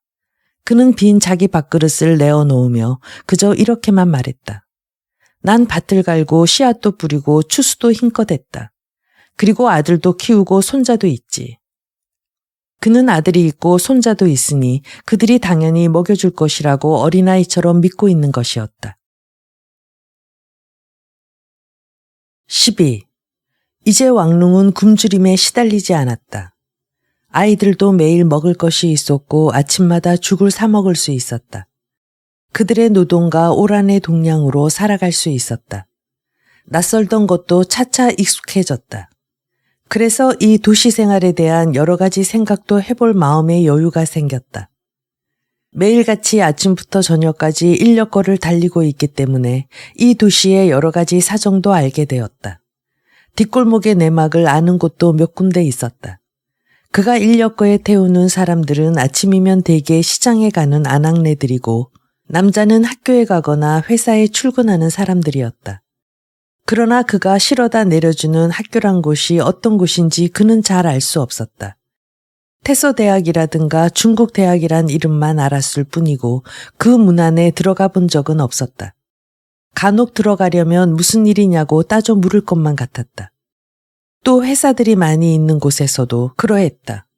그렇게 큰 집안에서 무엇을 하는 것인지 그는 알 수 없었다. 단지 그런 집 앞까지 손님을 실어다 내려놓고 돈이나 받을 뿐이었다. 밤에 탄 손님들이 가는 곳은 대개 호화로운 여관이 아니면 오락장이었다.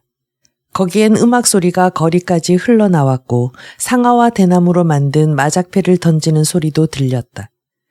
그리고 더 깊숙한 방에서는 은밀한 활락도 있을 것이다.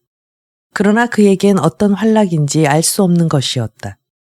그가 집안 속까지 들어간 곳은 자기 움막뿐이고 다른 장소에선 한 걸음도 문 안에 들어선 일이 없기 때문이다.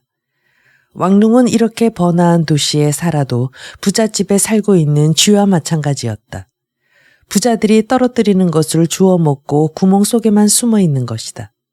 그에게는 화려한 도회 생활이란 아무 관계도 없는 것이었다.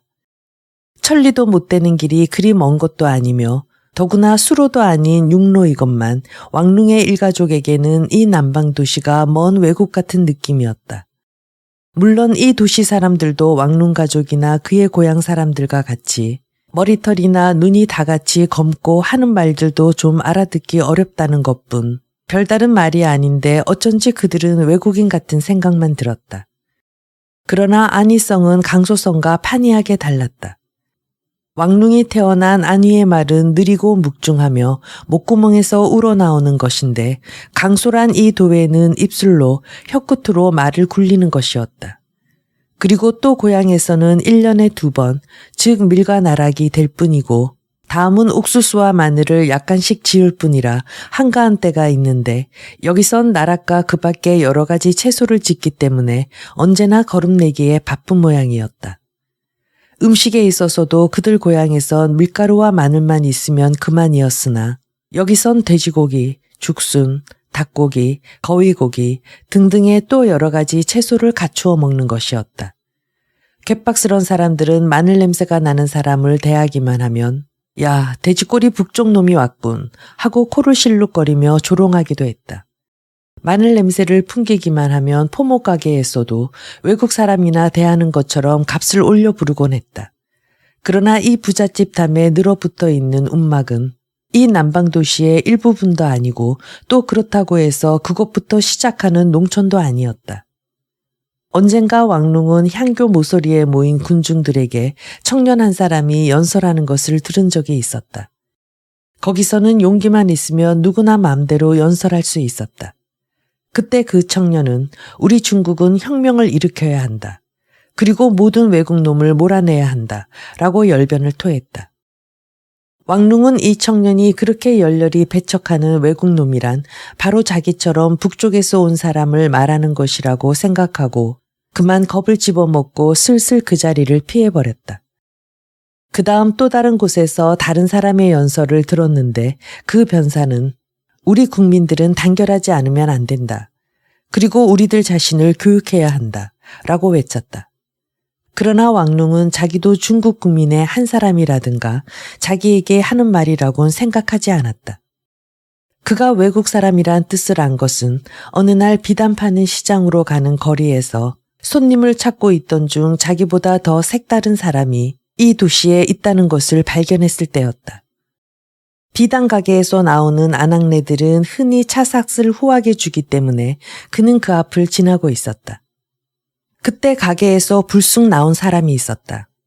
지금까지 그가 한 번도 본 적이 없는 이상한 사람이었다. 키가 매우 크고 오리 굵은 천으로 지은 검은 빛깔의 긴 옷을 입고 목에는 죽은 짐승 껍질을 둘렀다. 왕룽이 앞을 지나려니까 그 이상한 사람은 날카로운 소리로 인력거체를 내리라고 손짓했다. 그는 하라는 대로 했다. 그는 어떻게 할지 몰라 어리벙벙한 표정을 지으니 그 이상한 사람은 서투른 중국말로 다리거리까지 가자고 했다. 그는 정신없이 거리를 달리다가 도중에서 낯익은 차부를 만나자 물어보았다. 이것 좀 보게. 내 차에 탄 게 뭐요? 외국 사람이야. 미국 여자일세. 자네 운이 좋군. 하고 그 인력거꾼은 소리쳐 대답했다. 그러나 왕룽은 어쩐지 무서운 생각만 들어서 정신없이 달렸다. 목적지에 도착했을 때는 땀이 비오듯 했다. 그 여자는 차에서 내리자 서투른 중국말로 그처럼 죽도록 달릴 필요는 없어 라고 말하며 은전 2닙을 내주었다. 보통 요금의 갑절이나 되는 것이었다. 왕룽은 그제서야 이 사람이 자기보다 훨씬 이상한 외국 사람이란 것을 알았다. 그날 밤 그 은전을 고스란히 가지고 움막에 돌아온 왕룽은 아내에게 그 이야기를 했다. 오란도 그런 외국 사람을 본 적이 있다고 말했다. 나도 보았어요. 동전이 아닌 은하를 주는 사람은 그 사람들 뿐이에요. 난 만나기만 하면 꼭 달라고 해요. 그러나 왕룽도 오란도 외국 사람이 그렇게 돈을 많이 주는 것은 친절해서 그런 것이 아니라 물건값을 몰라서 그런 것이라고 생각했다. 거지에게 은전을 주는 것도 세전으로 주어도 좋은 것을 몰라서 그러는 것이라고 생각했다. 아무튼 이 일로 왕룽은 저 연설하던 청년이 가르쳐주지 않은 사실도 알게 되었다. 즉 자기가 검은 머리털과 검은 눈을 가진 민족에 속한다는 사실을 알게 된 것이다. 왕룽은 이 번화한 큰 도시의 한 구석에 붙어만 있으면 어떻게 하든 먹는 것만은 궁색하지 않을 것이라고 생각했다. 그의 고향에선 흉년이 들기만 하면 전혀 다른 방법이 없었다. 아무리 돈이 있다고 해도 물건을 살 수 없는 것이다. 그런데 이 도시에선 먹을 것이 얼마든지 있는 것이다. 생선시장에 가면 자갈을 펴놓은 길 양쪽으로 강물에 밤그늘을 놓아서 잡은 은어가 큰 강주리에 담겨 있고 몬물에서 잡은 물고기들이 있었다. 기묘하게 생긴 누렁개가 불편한 듯이 꿈틀거리며 쌓여 있기도 하고 사치스러운 사람들의 진미로 유명한 뱀장어가 우글거리기도 했다. 곡물시장에 가면 사람이 그 속에 숨어도 모를 만큼 큰 통이 있고 눈같이 흰쌀, 검붉은 빛깔이나 누런 빛깔의 밀, 누런 콩이나 팥, 푸른 땅콩, 회색 참깨 등이 산더미같이 쌓여 있었다. 고기 전에는 큰 돼지를 길게 배를 갈아서 붉은 살과 먹음직한 비계와 연하고 두툼한 껍질이 보이게 목덜미를 매달아 두었고 오리고기 파는 가게에는 문 앞에서 천정까지 빈틈없이 불에 구운 거무스름한 고기와 소금에 절인 흰 살코기와 내장 등이 걸려 있다. 그 밖에도 거위고기며 꽁고기 등 온갖 날짐승 고기들도 팔고 있다. 채소시장에는 사람이 먹을 수 있는 것이라면 무엇이든 있다. 붉은 무, 흰 연뿌리, 감자, 푸른 배추, 미나리, 콩나물, 생밤, 향기로운 해초 등 사람의 구미를 돋우는 온갖 채소들이 얼마든지 가게에 진열되어 있다. 그 밖에도 행상인들이 과자, 과실, 기름에 튀긴 감자찜이며 돼지고기의 밀가루찜이라든가 쌀로 만든 떡 등을 팔러 다녔다. 그러면 쇠전을 가진 아이들이 뛰어나와서 그것을 사서 얼굴에 기름이 번지르 하도록 실컷 먹었다. 이런 도시의 흥청한 모습을 보고 그 누가 굶주린 사람이 있다고 말할 것인가. 그러나 아침마다 해가 뜨면 왕룽의 가족이 밥그릇과 젓가락을 들고 움막에서 나오면 그 곁에 움막에서도 그렇게 나오는 사람들이 있는 것이다. 이들은 강에서 아침 안개를 몰아가지고 오는 냉랭한 찬바람을 맞기에는 너무나 어려운 엷은 옷을 걸치고 등을 웅크린 채 부들부들 떨면서 동전 한 입으로 쌀죽을 사 먹으러 공설시장으로 가는 것이었다. 왕룽이 아무리 죽을 힘을 다해서 인력거를 끌고 오란이 애처로운 소리로 구걸을 해도 도저히 움막 안에서 밥을 지을 만큼은 되지 않았다. 공설시장에서 죽값을 치르고 동전 한 잎이라도 남으면 그들은 배추를 샀다. 그러나 배추는 값이 무척 비쌌다. 오란이 주워온 벽돌을 모아 만든 아궁이에다 냄비를 걸어놓고 음식을 만들려고 해도 뗄나무가 있어야 하는 것이다. 두 아이가 뗄나무를 구했다. 그들은 나무를 끌고 가는 농부들의 뒤를 따르면서 볏짚이나 마른 풀을 조금씩 훔치는 것이었다. 이따금 아이들은 농부들에게 들켜서 혼이 나기도 했다. 어느 날 밤에는 큰 놈이 매를 맞아서 눈이 뜨지 못할 만큼 퉁퉁 부어오르기도 했다. 이 큰 놈은 훔치는 것을 매우 부끄럽게 여겼기 때문에 솜씨가 서툴렀다. 그러나 작은 놈은 점점 익숙해져서 구걸하기보다도 훔치기를 훨씬 더 잘했다. 오라는 아이들이 웃건 장난을 하던 간에 구걸을 못한다면 도둑질이라도 해서 먹고 살아야 한다고 생각했다. 그러나 왕룽은 아내가 그렇게 말할 때 어떻게 대답해야 할지 몰랐다. 아무튼 자식에게 도둑질을 시킨다는 것만은 매우 싫었다.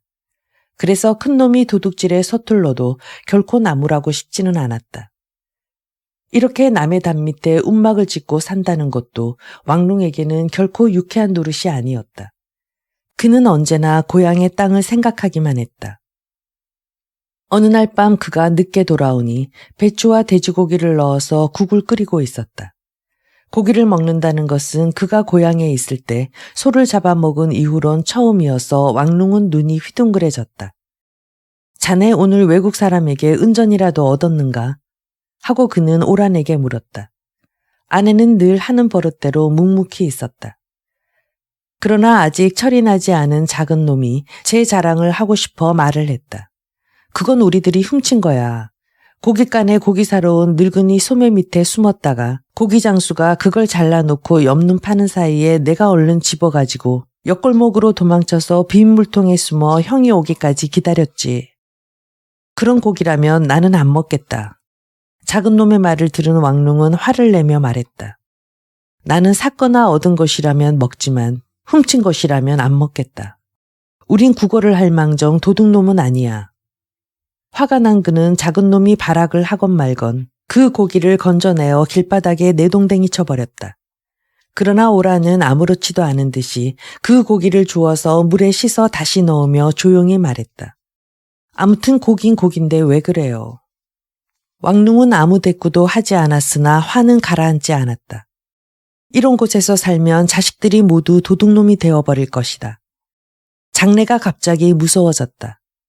오라는 젓가락으로 익은 고기를 잘라서 가장 큰 점을 아버지에게 드리고 아이들에게도 나눠주고 자기도 먹었다.